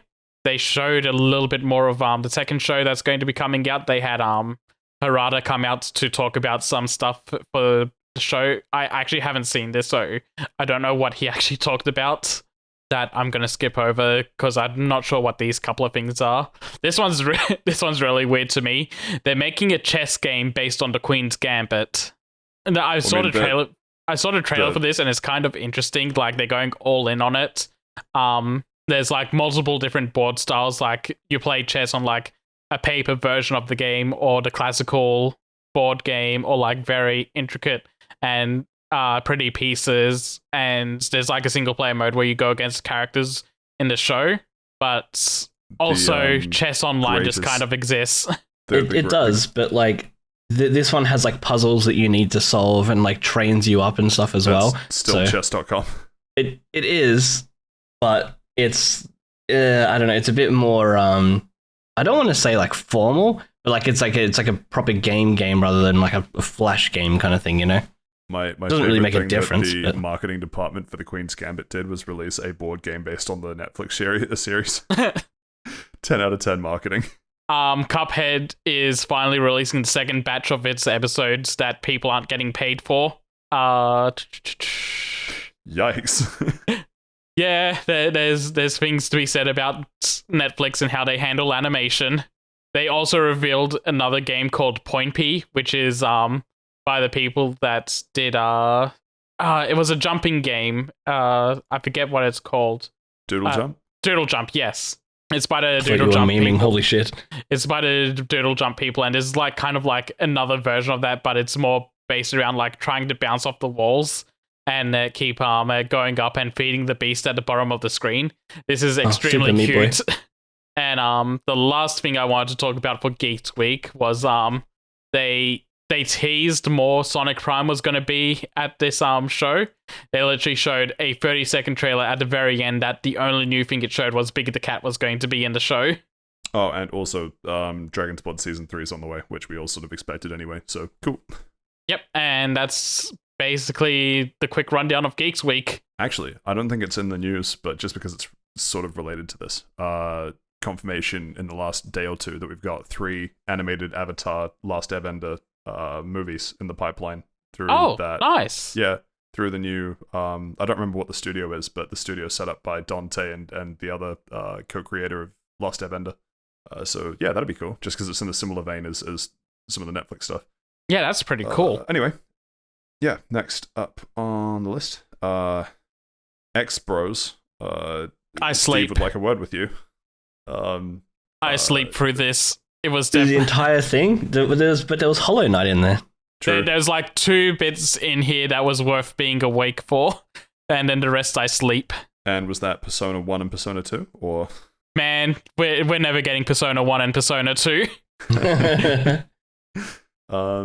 So I don't have a huge amount of interest in a lot of this, but the things that I do have interest in, Hollow Knight Silk Song, gimme. Gimme, that looks so well, fucking good. If we want to start at the top of the list, Redfall, so co-op vampire game, I sleep. open world. I think it looks really fun. I'm kind of keen for this actually. So obviously it's a vampire game, so you got to take some wins with some losses, but it looks really the fun main to me. character is in student debt. How quirky and funny. If I don't press a button to yell it's Morbin time before taking someone out, You're not a I'm vampire, so interested. no, you don't. So funny enough, in the stream for this, being the very first thing that they showed, literally the entire chat was just, "Oh, holy shit, boys! It's Morbin time! It's Morbin time! It's Morbin time!" It was. Alright, It was I'm interested fantastic. again. But yeah, no, I think it looks good. But I stand a co-op game. Like I play co-op games semi constantly, so the fact that there is more of them coming, just I'm down to play them. But yeah, we don't need to say too much more about that. Hollow Knight Silk Song, yeah, that looks fantastic. God, it looks so good. It looks so freaking good. Mm-hmm. But they can fuck right off of the way they ended this. They said it was day 1 Game Pass, but they didn't say when it's releasing. They can fuck right off with that shit. I don't care that it's day 1 Game Pass. Tell me when the game's coming out. Coming out day 1. So good though. The combat in this, like the air dashes and everything. Oh my god. Yeah, the movement and the combat just looks like a huge improvement of what was already in Hollow Knight. And Hollow Knight was Which was already good. Yeah, Hollow Knight was already a fantastic game. The combat was fine in Hollow Knight. Like, it wasn't anything special to talk about. So this is like just taking what was there and improving so much. Like, it's mixing the mobility into the combat just works so well. Yeah, definitely. High on Life, I actually am kind of interested in, just because I do have a large enough IQ to appreciate Rick and Morty humor. So. Justin Roiland, you kind of need a high IQ to appreciate his games. I'm gonna be the voice of negativity. I don't really think this looks good. I didn't don't know care why. either way for it. Yeah, it just I don't know. It doesn't really interest me. I'm not saying that this was more interesting than anything else on the list, just that it surprised me and I wasn't immediately put off by it. So I don't know. I'm kind of curious to see where it goes. Persona, Saif, you want to take this one? Yeah, so Persona 3 Portable. I don't know why they're going with Portable. I don't know why either. Yeah, because Persona 3 FES is the version that should be going out, since that's got all the content that you want in the game. Persona 3 Portable misses out on some content, but it adds a female main character as well as an option, which is also a very good thing. They need to do a re-release of Persona 3 that combines the 2 games together and makes like a definitive experience. But anyway, that's Persona 3 Portable, Persona 4 Golden, and Persona 5 Royal all got announced to be coming to Xbox and PC. And then later on, like a day later, they also announced it's all coming to PS5 and Steam. Yep. So your Persona 3 now more portable than ever on your home console and computer. But does it come to Switch, the portable console? No. Sorry, these are all coming to modern platforms, and the Switch is not a modern platform. It's not a modern platform, yeah. But I mean, theoretically, it'll be coming to the Steam Deck, so, you know. Oh, actually, just because I forgot to bring it up in the Mario Strikers thing. It was only a 1.3 gigabyte download, which just stunned me. It's tiny, yeah. I downloaded it in like 5 minutes, and I was like, wait, what? Yeah. I don't know how, but Mario Nintendo game. are like magicians when it comes to compressing games. Yeah. Anyway, completely unrelated to this, but it just sort of reminded me in terms of like, that's a portable game right there. All these games will be coming to Game Pass. Persona 5 Royal is going to be the first one, which will be October 21st. So now I don't have to pay for it at all. Yeah, the man that's about to make six figures was worried about if he could spend $35 on Persona 5 Royal, and now he doesn't have to spend anything. No, it's $35 saved, you know? Man, That's really watching those $30. pennies with those six figures there. Mate. Yeah, I guess they're going to be going in backwards order for these, so it'll probably be Persona 4 Golden next and Persona 3 Portable. The thing I want to complain about, though, for Persona 3 Portable is that they're going to be AI upscaling this game, and the footage they showed with that, it all looks horrid. Like, the AI upscaling has done such a bad job on the just sprites leave it and the current resolution if you're going to do that. I just fucking don't. Just add anti-aliasing and call it a day. Yeah, it looks shockingly bad. But yeah, I guess if people want, it's not going to be a bad way to get into Persona 3. But a lot of people would have preferred FES instead of portable.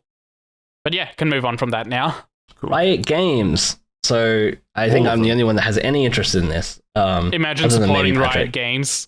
So I think that the world that they've built is very cool. The people themselves are kind of scumbags.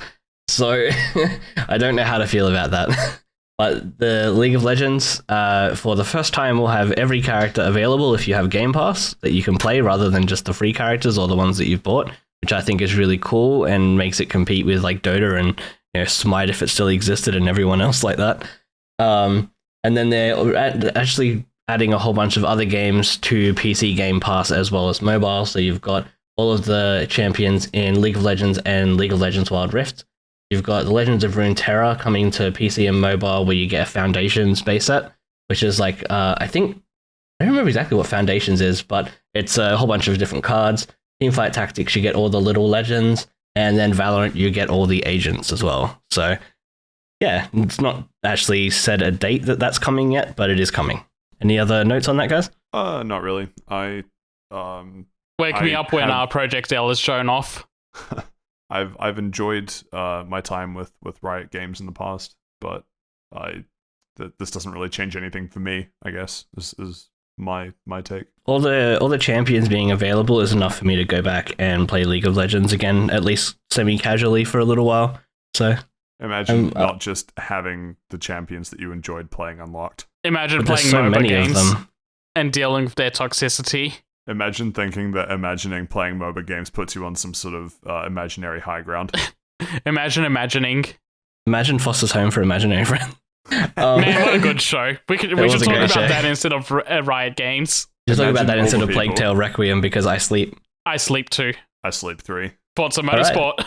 If I was at Forza Motorsport, I'm so hyped for. I do want to say that I am very happy to see damaged car models in Forza Motorsport. Gran Turismo is still pussyfooting around that. Bro, have you played online? Every online lobby is damaged car models. Yeah. It's not as impressive as what's being shown in Forza though. And I want to say just quickly before you say anything about this game, because I think it's the most important thing, at least to me, the quality of the freaking graphics in this game, even compared to Forza Horizon 5, are insane. It looks so good. I don't understand how anything can look more realistic than real, but here we are. There was that one motorbiking game that was insane. Oh, with the mods? Yeah. Yeah. The wet mod. But that's not native game. That's someone like modding it. This is like just... If this is actual gameplay footage, which is even more impressive. They look like pre-rendered cutscenes. Like it's in engine, but it might not be like gameplay. It might be like replay footage that's spruced up. It says all in-game 4K footage, not all in engine. Yeah, in-game can still mean like through the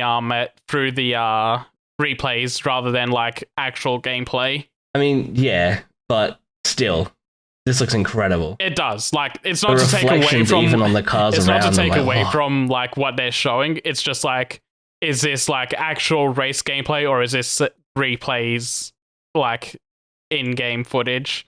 Is there going to be a difference between the two or not? And we don't have that information yet. No. True. I also want to say that one of the more impressive things that they said about Forza Motorsport, which it's boggling to me that we've got to this level already with racing games, but like the time of day will affect the temperature of the road, which will affect the temperature of your tires, that affects how you drive and how well you brake, etc. Just like in real life, which is like, what the fuck? If you told me that was a thing in like Gran Turismo 2. Yeah, wasn't that the selling point of Gran Turismo? There was something to do with the weather for that, but I don't think it was entirely to do with the temperature of like the road, etc. I think it was more like they had their sky data and everything. I don't know if they had anything for weather. They might have, but I didn't look too deeply into it. Like once we did that conversation, it left my head. Fair enough. Anything also more about worth noting is it's coming spring next year. Only thing I want to say is that I'm super hyped that Motorsport is coming back. They've dropped the number as far as I can tell, so it won't be Motorsport 8. Which makes me think it'll just be like a long-living live service game. They're all kind of live service games from like 4 or 5 onwards, so they just add cars. Yeah, I just mean like this will be like very, very long-living rather than there'll be another sequel in like 2 years. I think there'll be another sequel in another couple of years. I think that they'll do another Horizon game or two, and then they'll release another Motorsport. But I'm fine with that. Just keep adding cars. I could imagine just this one living as the Xbox Series game, and then like maybe another Forza comes out when the next console comes. But Forza Motorsport, I mean, like Horizon will continue doing its own thing, but Motorsport, I think this one will be like the Xbox Series Forza Motorsport game. Possibly. And speaking of Horizon. We talked about how it was leaked last week that Horizon 5 was getting its first DLC pack of Hot Wheels, and that's been confirmed. God, this looks so fucking fun. It does look like so much fun. I have already paid for it and will play it and will enjoy it. Me too. I am curious as to what the changes between this and Horizon 3's Hot Wheels Unleashed is going to be. Obviously we've seen stuff in the trailer like different like changing weather conditions and stuff, which all looks amazing. But that on a Hot Wheels track is fucking amazing to me. Yeah. It's so cool. I am curious as to what this means for the second DLC pack, whether it'll try and be more serious or whether they're going to try and up the silliness of this to, I don't know, 11 or however they're going to do that. So like, I've always wanted another Trackmania, and this is just giving it to me. I'm all for it. True. Not a huge amount more that I want to say because this is a DLC pack, not its own game, but coming out July 19th. I'm super excited. Me too. Yeah, it looks pretty neat. I sleep. I also sleep, but it's kind of cool that they're adding the Halo Pelican into the game. Yeah, that's the only thing that I was like slightly awake for, and then went and grabbed a drink of water and then went back to bed. I mean, there's a few really cool planes in there, like the I-16 and stuff like that. And obviously you can fly like actual passenger jets and whatnot. It's cool. It looks like there's a concept plane or two in there as well. It's cool. It's just not my cup of tea. It's someone's cup of tea, otherwise they wouldn't be still supporting the game. Oh, there's a huge amount of people that play Microsoft Flight Simulator. Way more than you would expect. Yeah, I've known about like Microsoft Flight Simulator since like the early 2000s, I think, and I've known it's like this huge thing. It's just not something that I've played myself or care to. It's something where if I had like a joystick and everything that would be more realistic than just like using an Xbox controller or a keyboard, that it would be more fun. But honestly, like it's on Game Pass. Just to fly the Pelican, I might even just download it and give it a go. It's pretty cool. That's all we really need to say for it. Scorn. I sleep. They've shown this game so much. Yeah, and it doesn't look all that great to me, honestly. It looks like it has potential, but it also looks like it could be really shit. Honestly, like from the trailer, at least from the trailer in this article, I don't know much about Scorn, but it looks kind of like a remastered Amnesia Dark Descent kind of thing in terms of the like graphical style and the main color. A lot of this game's marketing is very heavily like pushing the art and like environments and everything are based like inspired by HR Giga, and that's kind of like the only selling point they've been pushing. Anyway, I sleep. Meh. Speaking of sleep, Overwatch 2 now free to play. God, they're adding another Australian character in there based on Mad Max again. Not every Australian character needs to be based on Mad Max. They don't have anything else. It's either this or like the Bogan Jared from down the street. They could do Crocodile Dundee. Oh god, no. They did that. He was in TF2. He's not allowed to be in any other game.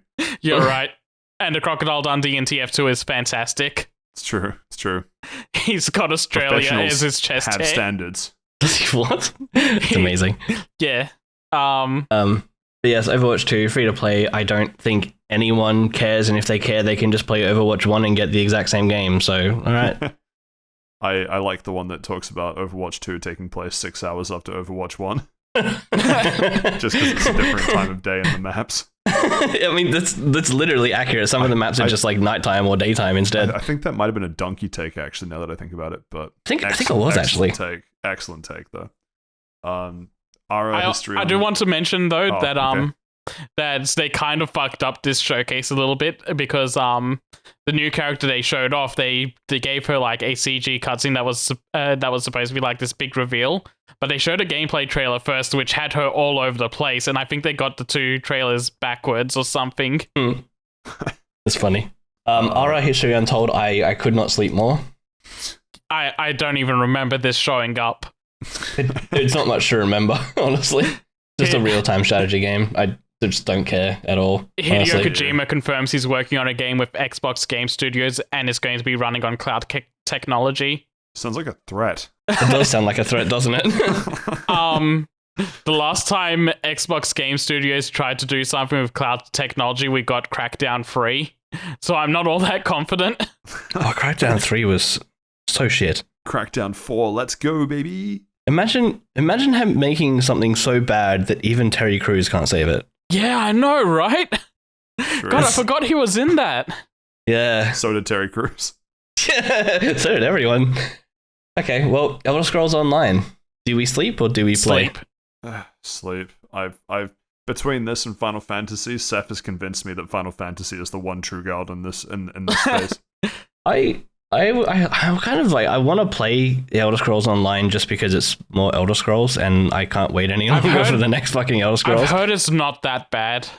But so, I mean, we have a few mutual friends of ours that absolutely loved it, but they loved the PvP. I could not care less about PvP in an MMO. Yeah. So I don't know. I have a few other friends that play it for the story, and they said that it starts like pretty weak, but then the expansions they've released have been very good. So, I don't know, maybe I'll give it a go. I mean, it's going to be on Game Pass, so if I really run out of things to play, I'll give it a go. Fair enough. Speaking of things that if I really run out of things to play, I'll give it a go. Diablo 4. Left a bad enough taste in my mouth. I don't know. Necromancer is cool, but I sleep. I mean, Necromancer was in Diablo 3, so... yeah, I mean, it was in Diablo 3 with the expansion. I obviously am like, I play a lot of Diablo. I'm a big Diablo fan, but man, after Immortal and after everything that they've kind of just left Diablo 3 to die, like I find it hard to get any kind of hype for this. Speaking of Immortal, apparently someone spent $10,000 on that game and didn't get one a single legendary drop. Yeah, I've been seeing a lot of those articles now. Oh, that's so funny. It's fucking insane. But yeah, Diablo 4, like I think Blizzard is just dead to me and most other people, so there'll be people that play it and there'll be people that won't, but that's all that really needs to be said. No release date. Speaking of things that are dead. That's an excellent segue for Fallout 76. I was surprised that this game was still getting updates. I legitimately thought that they had stopped. They're taking the pits from Fallout 3 and adding it into the game. It still surprises me. And apparently the pits was like a very not... what's the word I'm looking for? People didn't like this one. People didn't like this expansion in Fallout 3, and now they're bringing the one that they people didn't like to the game that no one likes. I was going to say, there was a brief moment where you said people don't like this one. You mean like Fallout 76 or? Yeah. Yes. Yes to All of both. the above. I don't know anyone that has played this game in the last year plus. In the last year? No, me either. I don't know anyone has played it since launch. A few of our mutual friends have, particularly in one of our group chats. But yeah, they basically does played it and name went, start with an S and end with a Teven? no. My God, you can't just Actually, I dox don't a know if co-host he like actually. that, Seth. He's not He even might have here. given it a go. Actually, I think he did give it a go. But yeah, no, a few of my friends in particular have played it, and they were like, "Wow, this game seems like it could be fun." And then went, "What do you mean there's no NPCs?" Oh, I don't want to play this. And then they turned it off. Some of my friends played like 10 hours of it and then died and was like, "I don't want to do this anymore." So Speaking of turnoffs, I sleep. Arc 2. No, as dusk falls. yeah, as dusk Both falls, of them. I sleep. Yeah, I don't Arc care 2 about is this. funny to me because it's got Vin Diesel all over it. That's about it. I laugh every time I see him in like the caveman getup. He's sitting there being like, "But my family!" Yeah, family and dinosaurs. What more could you want from a game? I mean, True. the dinosaurs look cool, but I didn't like the first arc, and I don't really know anyone that did, to be honest. Oh, I'm surprised there is a second. Have been playing on an Arc server apparently. Like after this was announced, they booted up Arc 1 again in prep. So this next game I was actually awake for, Flintlock, looks pretty interesting to me. Is that the action RPG? Yeah, it's like a bit of an action RPG with like flintlock pistols and demons and axe. It looks pretty neat. Well, I'm glad it's Flintlock. If the game was called Flintlock Siege of Dawn and it was fully automatic weaponry, I'd be confused. I mean, you could start off with a crossbow, maybe. Yeah, I don't know. It wasn't a huge amount of interest from me on that, but It was one of the more you. interesting games that showed up on the showcase for me. Fair enough. I think it looks Legends- okay, but it also reminds me of oh god, what was that MMO that everyone played from Amazon for like a week? New World? New World. It reminds me of New World, and not in a good completely way. Forgot that existed. Yeah, I did as well, and I played it for the week. Minecraft, yay! I sleep. Are we all 6? No, I think it looks cool. I like Minecraft games though, so I mean, I probably am a bit biased, but I think it looks interesting to me. I'm on the fence. That one's in the wait and see bucket for me. Yeah, it really depends on what they do with the concepts, but Yeah. the Minecraft RPG, I'm on board for. They're calling it an action strategy game. I still think it looks cool. Anyway, next, just to keep this moving, because there's yet more lists after this list is done. Lightyear Frontier. Sleep. The entire time I was just thinking you can't name something Lightyear and not have Buzz Lightyear in Buzz it. Lightyear, yeah. Yeah. Schmoes. Internal joke, no one will get that. Yeah. Shout out to OG YouTube poop watchers out there. No, I don't really care about this. Looks like Farming Simulator, but in space. So, now a game that we've simped multiple times on the podcast is coming to Xbox and coming to Game Pass.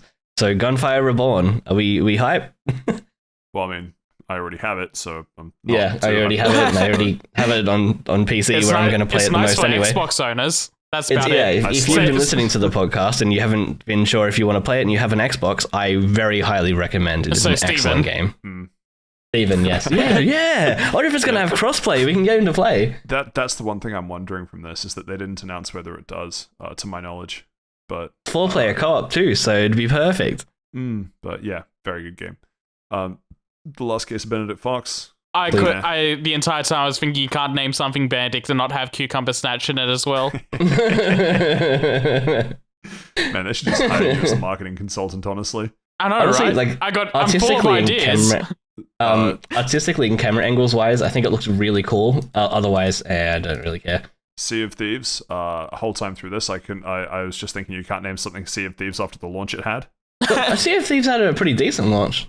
Maybe I'm Didn't thinking have of a nothing to different do pirate for game. like the first few months of the game. Yeah, I mean, there was that's stuff what to I do. thought. The problem was it was only fun for like the first 10 hours because then you sort of ran out of stuff to do. But there was always stuff to do. There's just a whole bunch more now. Yeah, they're up to season 7. I hope they've done something with the intervening 6 seasons. Yeah, and season 7 is that you get to become the captain of your own ship. Which, Yeah, and you can name your ship and stuff. which for a pirate game, I'm surprised it took this long to do. revolutionary. The focus was always around the ship as a co-op rather than your own ship. But yeah, no, I mean, I play Sea of Thieves every now and then. I'll sort of go back to it with some friends and we play it for a day, and it's really fun. And then it's not fun anymore. So there's still I will say that I did like this trailer because it was just them singing about what was coming to the game. It was a neat way to do it. It was a neat way to do it. Yeah, that too. Yeah, that was excellent. I guess we can speed run the next couple. Well, of the rest of the games, I don't have a huge interest in any of them. There was one I was two actually that I'm extremely interested in. Cool. Naraka looks incredible. Naraka also does look incredible, yes, but I wasn't counting that one. It looks so good. It's just near automata combat, but like ninja. Like 10 out of 10. I'm so keen. I'll definitely play it. Patrick, do you want me to just jump to the two that I was interested in? Yeah, please. There's Erebund, the Shadow Legacy was shown. This is like a very highly stylized. I think this was an action game. I got to double check the trailer a little bit. But it's a fast-paced stealth platformer, apparently. Yeah, and that those words all together is just very up my alley. It is, yeah. So yeah, that looked very good. You get to roleplay a Stanshrew digging through the ground, so I'm interested. There was also Wolong Fallen Dynasty was shown off, which is made by the Neo team, and it basically looks like Neo, but for Romancing of the Three Kingdoms. Yeah. It's also got some one of the Bloodborne producers on it, and you can tell with some of the monster designs that they're very Bloodborne inspired. I think the games that are interested to me that we haven't spoke about is obviously Starfield, which I think most people are on board for. Sleep. It was like I'm so keen. It was like a 15-minute trailer. We don't have to get into it, but it shows a bit of gameplay. It shows that they've got like 1,000 planets. They also have a gummy ship creator. Solar system. Do have a gummy ship creator. I didn't think about it as a gummy ship creator, but thank you. It looks good. I'm personally am very keen for it. And the other one I want to mention quickly is that Grounded is leaving early access and going into full release. So for anyone that likes those survivey sim-style games with their friends like Valheim and whatnot, that's another game you could potentially take a look at. It's kind of fun. Yeah, that's it. That brings us to the end of that list. Don't worry, you might be thinking, but Patrick, I so enjoyed you going through lists. Don't worry, there's more. Next thing in the list, though, we have some chat about Fallout 5. To someone that after on the back. Oh right, Fallout yes, that after not long after the Xbox game show, Todd Howard said that yes, Fallout 5 is coming, but it's going to be coming after the Elder Scrolls 6. So we got this fantastic tweet from Imran Khan that says Fallout 5 is coming after the game that is currently in pre-production, which will start full production after the game that is currently in production, which just got delayed to next year. Referring to the fact that we have to wait for Starfield to come out next year before they make the Elder Scrolls 6, and then the Elder Scrolls 6 will take forever to come out, and then they'll start on Fallout 5. They have Obsidian at Microsoft. Just tell Bethesda to give Obsidian the next Fallout game. Please. Fallout 4 is shit. Fallout 76 is even worse. Just bring back Obsidian to it, please. Do you think Todd Howard's just like ego broken about Obsidian's game being more beloved than his games? Good. Don't make me buy Skyrim again, you fuck. I want to mention that while he was up on the stage, like, all I was doing was like going, yes, please tell me more of your beautiful, beautiful lies, you beautiful man. You'll have 1,000 planets to explore. Ah, yes, keep going. I'm almost there.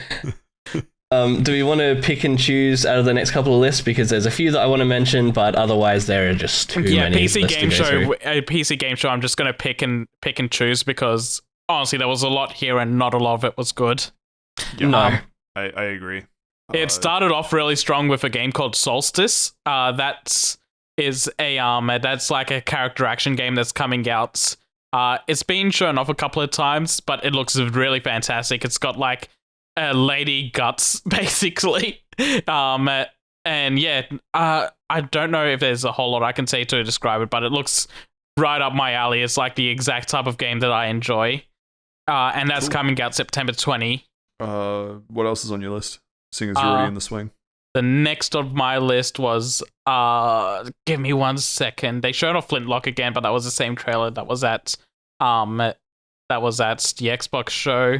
There was a strategy card game shown off called Nitro Kid, which is like a mix between visually it was Hotline Miami. It's also got a little bit of like Kung Fu inspirations in there. I've also downloaded a demo for that, so I'll get back to everyone about that, but it looks pretty cool to me. There was something else. Sorry, this is a very long list and I've got to track down what I wanted to talk about. It is an extremely long list. Agent 64 was shown off. I did play this already. This also had a demo. This is very GoldenEye inspired and is a ton of fun. Cool. Gloomwood. This is the one I wanted to talk about. Basically anything that was by New Blood here was fantastic to show.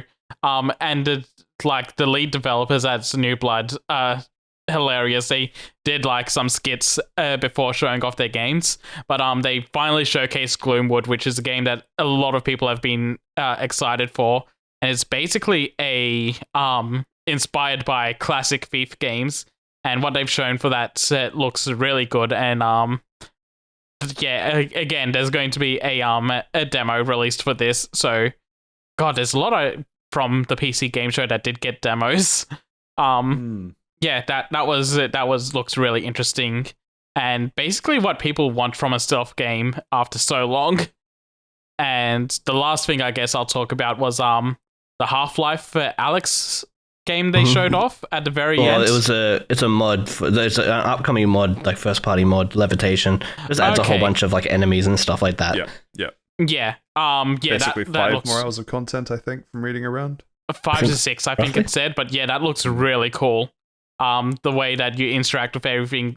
This is like the most impressive VR game they've ever shown. And just the things they showed off in the gameplay was really, really interesting. I recommend people go and check out what that looks like. And I'm really excited for what to try out VR myself at some point, because me too. Just watching it doesn't do it justice from everywhere I've heard. Like it doesn't quite do the shit your pants terror. Yeah, you actually have to have the headset on and like interact with everything in a VR space to truly get VR. I watched a gameplay of Alex recently in VR, and there's one particular part where you're being chased around by this big dude, and just the utter terror that was coming out of this man's voice was hilarious. Like, I'm really keen to play it actually at some point. Do you want me to go through my ones quickly, or do you want to go first, Patrick? No, go through yours. I only have a couple. Yeah, me too. Chivalry 2 adding mounted combat and a whole bunch of other bits and pieces is very cool. There's a lot of people I know that wanted that, so hell yeah, that's coming. The next one down on my list is I'll just go in order. It was, God, this list is so long. System Shock. Yeah, System Shock keen for the System Shock remake. Oh my God, it looks so good. I've never actually played the System Shock games, but I'm really keen on this. I haven't played them, but I've seen so many people play them, and I bought them like a month or two ago because I've been meaning to play them, but I've been really on the fence around if I want to play the original or I want to play the remake. After everything I've seen in the remake, I'm pretty leaning towards that, honestly. It looks like they're doing it a lot of justice. I believe it's like just a 1-to-1 remake, but with so many quality of life improvements that they're like, it's been like 30 years or something. And there were so many things that we couldn't do at the time, or we had to do a certain way, that now with this remake, we can just address those and do it a lot better. It looks so good. I'm so keen for this, honestly. I'll probably end up playing the first one just because I'm going to be too hype, and I just want to play it anyway. But yeah, I'm really looking forward to that. I wanted to mention Warhammer 40k Space Marine 2. That looks really cool. I don't have any particular love for Warhammer. Like, I don't know all of their lore and whatnot, but I've played like some of the RTS games and I've always found them quite fun. So that looks really cool. Space Marine is a very different game. It's basically Gears of War set in 40k universe. But that looks cool. That was going to be one that I was going to bring up. I am so excited for that. You can probably talk a bit more about it if you want to do it now. Space Marine. Did you have any others? I got a couple more, but if you want to talk about that while we're on it. Might as well hit it. So Space Marine 2. So it's a sequel to one of the last good Sega games that I played, Space Marine 1. No way. Which came out a while ago now, actually. It was a little while ago. I think it was like 2000 and like either early 2010s or just before. Somewhere in there, somewhere between 2008 and 2012. I forget where exactly. Anyway, yeah.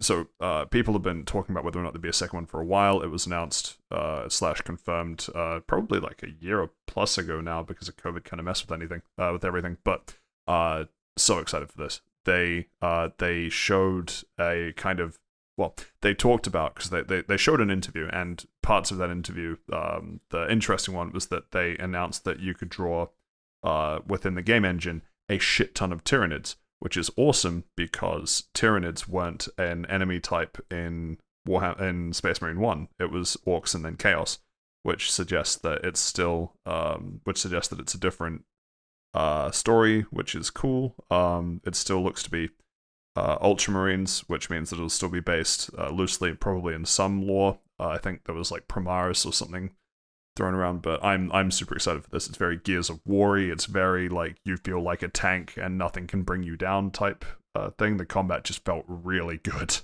So I am very, very excited for Space Marine 2. Cool. The next game that was on my list is kind of a strange one. Back Firewall. It's basically just a game about an OS trying not to be updated, and the trailer that they showed off has like no information on what the game is. Yeah, but it was an extremely funny trailer anyway. Like, the writing was on point for that one. Yeah, no, it was really good. And like, just I work in IT. I'm a massive geek. So this to me just looks hilarious, and I definitely want to give it a go. I think it's worth mentioning as one of the stranger little games. And then there was one more. Oh, I was going to talk about Half-Life Alyx, but you've already mentioned it. So yeah, Patrick, over to you. Cool. Everyone's already hit the ones that I was going to talk about. The only one that hasn't been hit. So this one's kind of a bit left field. I've heard, well, of the people that have tried or looked at F1 Manager 2022. How did I know it was going to be this? I knew it was going to be this the moment you said it. But so like, you know, I've played F1 games in the past. I actually don't really like them because I suck at them compared to more arcadey or like coupe type cup car racing. I'm just better at it when I'm not, 3 inches off the ground staring out the front at 350 k's an hour. But so this is I think this is one of the first, if not the first, Manager series F1 game, and everyone that's played it goes, I didn't think I'd like this, but I actually really enjoyed this. And I think it's because so much of what makes a Formula One race interesting to watch is the strategy side of it, because the cars are all so evenly matched, broadly speaking. It's not entirely true, but yeah. So I'm actually kind of curious about this one. I wouldn't have batted an eye normally, but it's just because so many other particularly F1 interested groups have said, no, this game is actually very good, that I'm interested and curious. So that's the only other one. You guys hit all the other ones that I wanted to talk about, so I guess that brings us to the end of the PC Gaming Show 2022 list. One more to go. We're almost free. And this one's a pretty short one, but it is probably the most hype one for me. Definitely. The Capcom showcase. Yeah, baby. To cap it all off, if you will. All right, we're finishing the show now, guys. See you later. Starting with yet more info revealed about Monster Hunter Rise Sunbreak. Oh man, I'm so fucking hype. So fucking hype. It just keeps giving me more and more to love. The things they showed were so fucking good. The DLC Monster Hunter. It could have just said Monster Hunter Sunbreak and I still would have came my pants. Like, it's out in 13 days. There's a demo out right now. I start the new job very, very soon. And I'm just like, I'm so convinced that I'm just going to lose my job because I'm going to be spending too much time thinking or playing Monster Hunter. Like, so keen. So the main thing that I want to talk about that we saw in this game, let me just make sure we're on the right path here. Yeah, I don't remember if they said that Shogun Senator and Daimyo Hermitor were announced for Sunbreak or not. I don't remember, but I don't think so. They are now. Yeah, so they just kind of slipped that into the trailer, which means that now we can do giant crab battles. I'm so excited. That's cool. I yeah, Daimyo Hermitor is like a staple of the Monster Hunter series, so glad that he's back. Shogun Senator isn't normally, but awesome that they're also in there. Saw a lot of the like Astalos stuff and what looks like so a lot of the stuff we have seen in various forms. Now, the one thing that we haven't, Gore Magala coming back. Hold on. Before that, I also saw a lot of people excited for the confirmation that Aspidas was coming. The Fawn Dragon. Yeah, the Thorn Dragon's pretty cool. What was the Electrics one's name? Yeah, that's what a lot of people were saying. It's from Frontiers, and it's like the first monster besides a different one that was being developed at the same time. But this is like the first Frontiers exclusive monster that's coming to a mainline game, and it's got a lot of implications about the future of Frontier monsters, and people are excited for that. Yeah, very true. Thank you for pointing that out. The Lightning Wyvern, is that a new monster? Astalos, no. Astalos? Astalos was a flagship monster of Monster Hunter Cross, which when I think about when that game came out, it makes me a little bit sad because I feel like it only came out 2 years ago, and I think it came out in 2015. Yeah, fair enough. I haven't played Monster Hunter Cross, but oh my god, that looks so fucking cool. Yeah, what an awesome design. Astalos is a really cool fight. Now you have my permission to go to the big boy. And Astalos and Steve, we've seen fighting in a couple trailers now. And yeah. I'm sorry, Steve is the community name for Seregios. For some reason, I've also now picked up that he is just called Steve now. Just in case people are wondering why I'm talking about Steve. Astalos versus Seregios is always a really cool fight, and Rathalos versus Seregios as well. But yeah, so the other big one that they just slipped on in there, Gore Magala coming to Sunbreak. God, this looks so cool. Gore Magala looks so fucking... And the way that they introduced Gore Magala into the trailer is so fucking sick. Yeah. Oh, man. So Gore Magala was the flagship monster for Monster Hunter 4, which is now even older than Monster Hunter Cross. Jesus Christ. What have I done with so much of my life? Monster Hunter. True. Awesome design, though, man. Yeah, so Gore Magala, not only awesome design, but if Gore Magala is confirmed, which obviously it is because it's the trailer, it means that most likely Shigaru Magala is either also confirmed and they haven't shown, or will be on its way, because the Gore Magala is the immature / baby form, Shigaru Magala is the fully realized form, and if we're really lucky, and I don't know if they're going to do this or not, Monster Hunter 4 specifically, because it hasn't been back since, had Chaotic Gore Magala, because Gore Magala sheds its skin into Shigaru Magala, and it's got a real sick cutscene when it does that, but sometimes it'll get stuck, and it becomes Chaotic Gore Magala, and it's just absolutely seething that it can't transform properly, and it's just angry all the time, and it's a real sick fight, and the weapon designs are a blend of Gore Magala and Shigaru Magala. It's so cool, and I really, really hope that because we've seen Gore Magala is confirmed, that we also get confirmation of Shigaru Magala and ideally Chaotic Gore Magala as well. We also talk about how fucking awesome, despite only seeing a second of it, Lucent Nagakuga looks. Yeah, I was going to get into that. Oh. They're going to be updating the game well into 2023. They've already announced major updates coming August, fall, and winter, and they're just going to keep going into next year. Yeah. I'm so fucking torn because, like, on one hand, yeah, keep giving me updates. On the other hand, just give me another Monster Hunter World, please. To be fair, I don't think I think they're two different teams that'll be doing Monster Hunter World and updating Rise. Yep. So we have Lucent Nagakuga, which there's technically one or two other subspecies of Nagakuga. I think Lucent Nagakuga is the main one that people know. Because that's the one that causes bleed on the tail swipe, which is really cool. But the next update after that just says rare species and subspecies monsters, which, you know, might be Sean Magala. Yeah, exactly. It could be Shigaru Magala or Shags Magags, as some people with a very Kiwi accent have said. Shags Magags. And then several monsters for the update in winter. Yeah, and then several monsters for the update in winter. So we got a lot of stuff coming. And the best part is, this is the part that I think is a little bit underappreciated. This isn't that... So they did the order specific here, right? they've introduced that they will introduce G rank with Sunbreak, and then we get the monsters. Yes. If we got the monsters and then Sunbreak / G rank, it would mean that even though these monsters are really cool to fight, we have to do it all again when we get G rank. We're going to get G rank in 2 weeks. I think these will be monsters exclusively G rank. So I'm sure they probably will be, but what I'm saying is this is basically just a conveyor belt of end game content.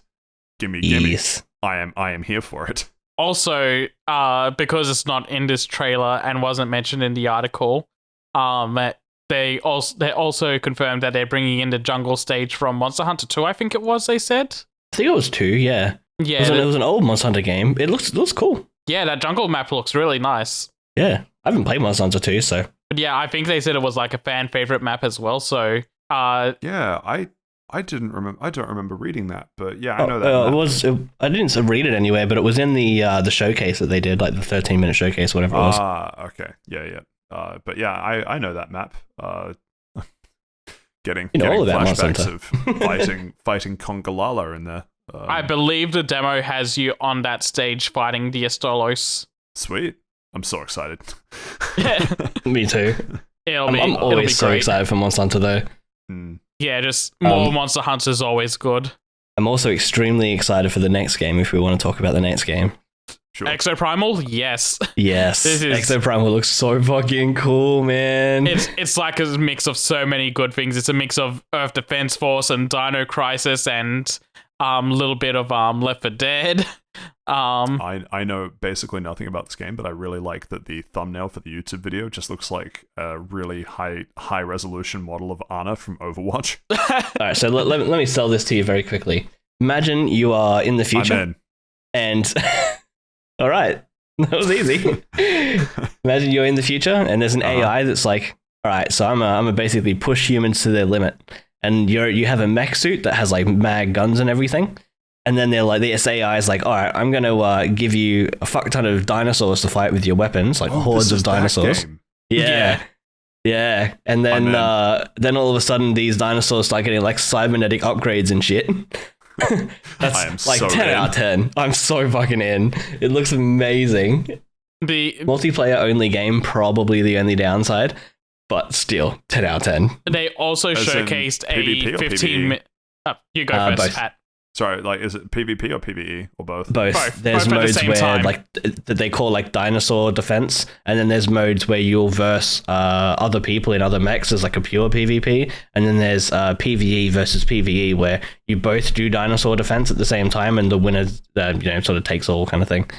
So that's what I was going to get into. There's a 15-minute gameplay demo that was also shown where it starts off with like the AI talking to you, getting you ready for the mission. And then it's like you go through like 5 different objectives, and as you're going through them, you're going against another group of people that are doing the same objectives on the other side of the map, and it's a competition of who can get through them faster. But it all comes to a culmination at the end where you're both trying to push payloads, and you're directly interacting with each other. You can kill each other. To try and stop the other team from pushing their payloads. So it just becomes a match of like Overwatch, but instead of like one's on defense and one's on offense, you're both trying to push your payload to the end and stop the other team from doing theirs. It also has like the Left 4 Dead instance where in the multiplayer for Left 4 Dead you could turn into the monsters. So in this, someone just turns into a Triceratops and starts running rampage on the other team. Nice. So fucking cool. So yeah, it's a mix of like you'll start off doing PvE stuff where it's like you and your team going against just all your missions trying to outdo the other team until it comes to a head at the very end where you're doing a PvP match to see who wins. Very cool. I'm in. Yeah, no, it looks so incredible. Like I'm as hyped for this as I am for Monster Hunter, which is saying something. Dragon's Dogma. Man, okay, so I'm going to go through this the exact same way that Capcom did. Remember Dragon's Dogma? Crazy. See ya. All right, see ya. Yeah. All right, we can move on. They brought out Itsuno to say that word for word. how do you bring out the producer of the game or the director of the game just to go, oh man, you remember this game I worked on 10 years ago? Man, that was crazy. All right, see you guys in a couple of days. Yeah. Basically just saying that there was a 10th anniversary. Wow, how crazy. Yeah, they confirms that there's going to be a 10th anniversary event happening in a few hours from now, actually. So that'll be happening later, and people are like very coping hard that Dragon's Dogma 2 will be announced there. I think the only thing they've actually confirmed was that there was going to be a video showing off like highlights or something of the game or something. Highlights of the series, because highlights of the series, yeah. Because there's the game, and then there's also the Netflix anime series, which is apparently really horrible. And there's like comic books or something, I think, as well. I think so. So yeah, they're just going to talk about that probably, and then announce nothing just to fuck with people.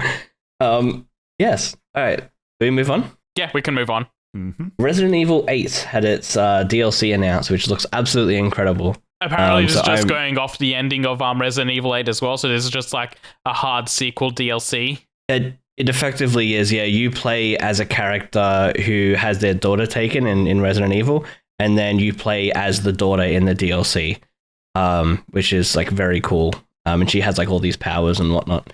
So I'm very hyped for that. They showed off another DLC that is just a third person's mode for Resident Evil 8, and the DLC is going to be I think it's called Rose's Winter, something like that. Something Shadow of Rose. Shadow of Rose. Rose is her name. So you will play as Rose. That's entirely in third person. And then the other thing they showed off, I don't remember exactly if it was DLC for this or for something called the Mercenaries. I don't know what that is. Mercenaries is another mode in Resident Evil 8 where it's the mode. Okay. Yeah, it's like a wave survival sort of thing. Yeah, and you can play as the big mummy from Resident Evil 8, so people are keen. Hold on. They in order of announcement, because it's important to show their priorities. They showed Chris as the opener, then they showed Heisenberg as the middle son, and then the main event you can play as Lady Dimitrescu. Yes. And just choke slam werewolves. They've showed off how, they're like, oh, you can play as like all 8 foot of her as well. Like, they know they're an audience. They do. They also added a third person mode to Resident Evil 8, which is something that people wanted, but they weren't expecting. Like, people prefer third person Resident Evil than first person. This is actually such a big deal that it's convincing Trinity to go and actually finally play this game because she didn't like the first person games. Yeah, no, honestly, yeah. Yeah, it's... Big agree. A lot of people are very happy with this, and yeah, I'm glad that Capcom's doing it as well. I'll probably end up playing it in both ways when I end up playing this game. I do like that that they were so convinced by this that DLC for Rose is entirely in third person and there is no first person option. Yeah, that too. The other thing they showed off, actually there's 2 other things that they showed off. Resident Evil 4 remake. Gameplay trailer, very small sneak peek. Was very small. It was just Leon walking to the city at the very beginning of the game, but it's enough to show. Everyone I've seen's been like, look at his hair, he's still hot. For me, it's a lot of people who are very disappointed because they just want to see Leon suplex some people. Yeah, that's fair.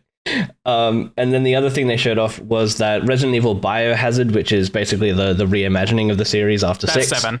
It's 7.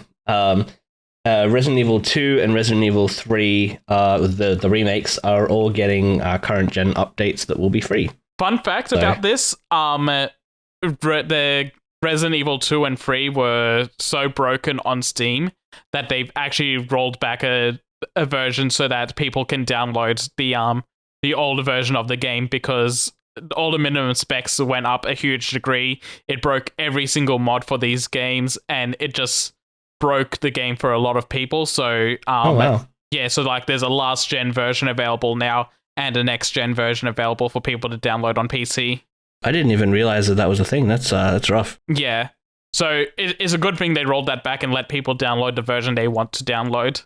But what's being added to these games is 4K support, up to 120 frames per second, and ray tracing.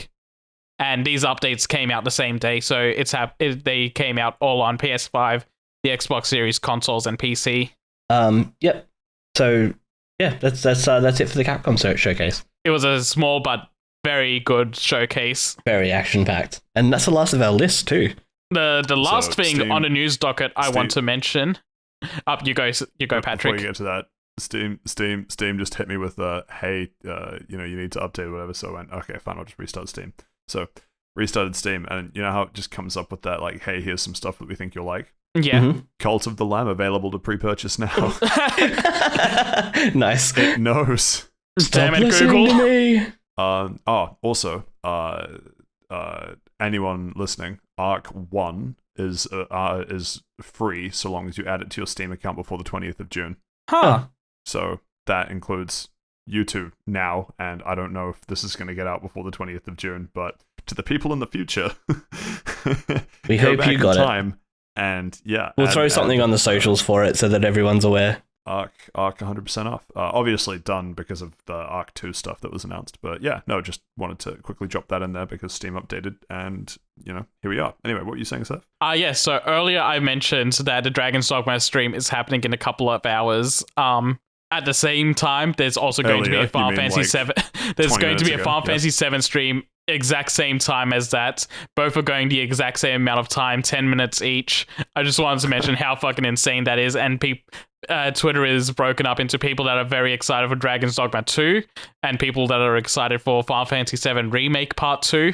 And either one group's going to be happy, both groups are going to be disappointed, or it's going to be a bloodbath. Imagine not watching both streams side by side with audio so that you can just decipher them in one ear each. Like, come on. That is an insane thing to do, and I was almost thinking of doing it. I just want to say as well very quickly before we jump off that I restarted my Steam for the meme to see what would show up, and not only did I get Chivalry 2, which I spoke about, Cult of the Lamb, Ark, and Monster Hunter popped up. So nice. Quite a few. Okay, I guess we can wrap it up. That's what we like to see. I realize how long we've been talking for, so I'm going to override the audience question for this week and come up with my own one. Oh no, he's going off script. What's he going to do? Audience question for this week is going to be changed to, of all of the lists of games that we've gone through the past 90 minutes of news, good God, which one are we most excited for? Capcom. Wait, list? I don't think that was an answer, Seth. Which game? Oh, Not game. which I list, thought you meant like yeah. the list that we went through, which was our Oh. favorite. Yeah, okay, well, obviously that would be Capcom then. Yeah, fine. The answer's still Monster Hunter. Like, Yeah, probably Monster Hunter. Yeah, Monster Hunter as well. Okay, so to make it slightly better then, second hypest. Exoprimal. Yeah, Exoprimal too. Shit, okay, fine, Exoprimal as well. Third hypest. Shit, now I've actually got to open up all Forza those... Motorsport. I've actually got to open up all those lists again to track God something damn it. down. Can't be that hype then. Nah, Forza Motorsport for me. Probably Street Cult Fighter of the Lamb 6, for me. actually. Hey, there we go, we finally got some difference. Cult of the Lamb over Horizon 5's DLC. I think well, basically yes. And that's because, as excited as I am for Hot Wheels, I have played something like Hot Wheels before. I instantly became attached to Cult of the Lamb, just off of the trailer. Oh, So- I'm changing my answer. Silk Song. Ooh. Nah, I'm still going to take Shit. Forza. No, I think in terms of like gut response, I was more excited by the trailer for Cult of the Lamb than the trailer for Horizon Hot Wheels. Crazy. Anyway, that does bring us to the end of the news section for this week, and basically to the end of episode 28. Finally got there. Sorry for the long news section. Everyone dropped their game lists all at once. If That's you're fine. listening to this, write in and tell us what you're most looking forward to. True. Then we know what we can talk about on the podcast to make you interested. I will give a special shout out to anyone that's that gives us an email that says Final Fantasy 16. If you've made it this far, drop a comment that's really cryptic, and other people go, man, there must be something that they talk about that. It must be towards the end of the giant show that they had. I'll have to listen to all of it and see. Yeah, if you are listening to this on Spotify or Apple, feel free to give us a feedback, review, comment, something or other. It helps other people find us, and helps us out a bunch. Feel free to follow us on Facebook and Twitter, both at Fast Travel Lounge, although on Twitter it's minus one of the L's. We didn't really do the audience question from the audience. The audience question was from Patrick. Sorry about that. But if you or someone you know has a question that you'd like us to answer, feel free to write in fasttravellounge@gmail.com, or, as I say, on Facebook or on Twitter. I think I've covered everything. Anything crazy happening between now and next week? I intend to watch some stuff, play some stuff, so I guess we'll see what happens. Anything from you two? I got a lot of demos to try. Yeah, I'll probably play a few of those demos and play a few of those games that are on Game Pass, so yeah, we'll see. Cool. Just want to add on to that as well, that if you want my apparently terrible take on whatever your topic is, then drop the topic and I'll give you my take. Don't do it, it's a trap. I think it'd be funny. We dropped a topic of let's do a podcast as a joke, and now here we are 28 episodes later. Tell me about it. Also, Stephen will be back next week, so look forward to that, guys. I know I'm not. Or don't. Hope you're listening to this, mate. Let us know. But yeah, that does bring us to the end of episode 28. Thank you so much for listening. I've been Patrick. I've been joined by Josh and Seth, and we'll see you next time. Goodbye. Au revoir. Josh is hiding that his favorite game there was Angerfoot. God damn it.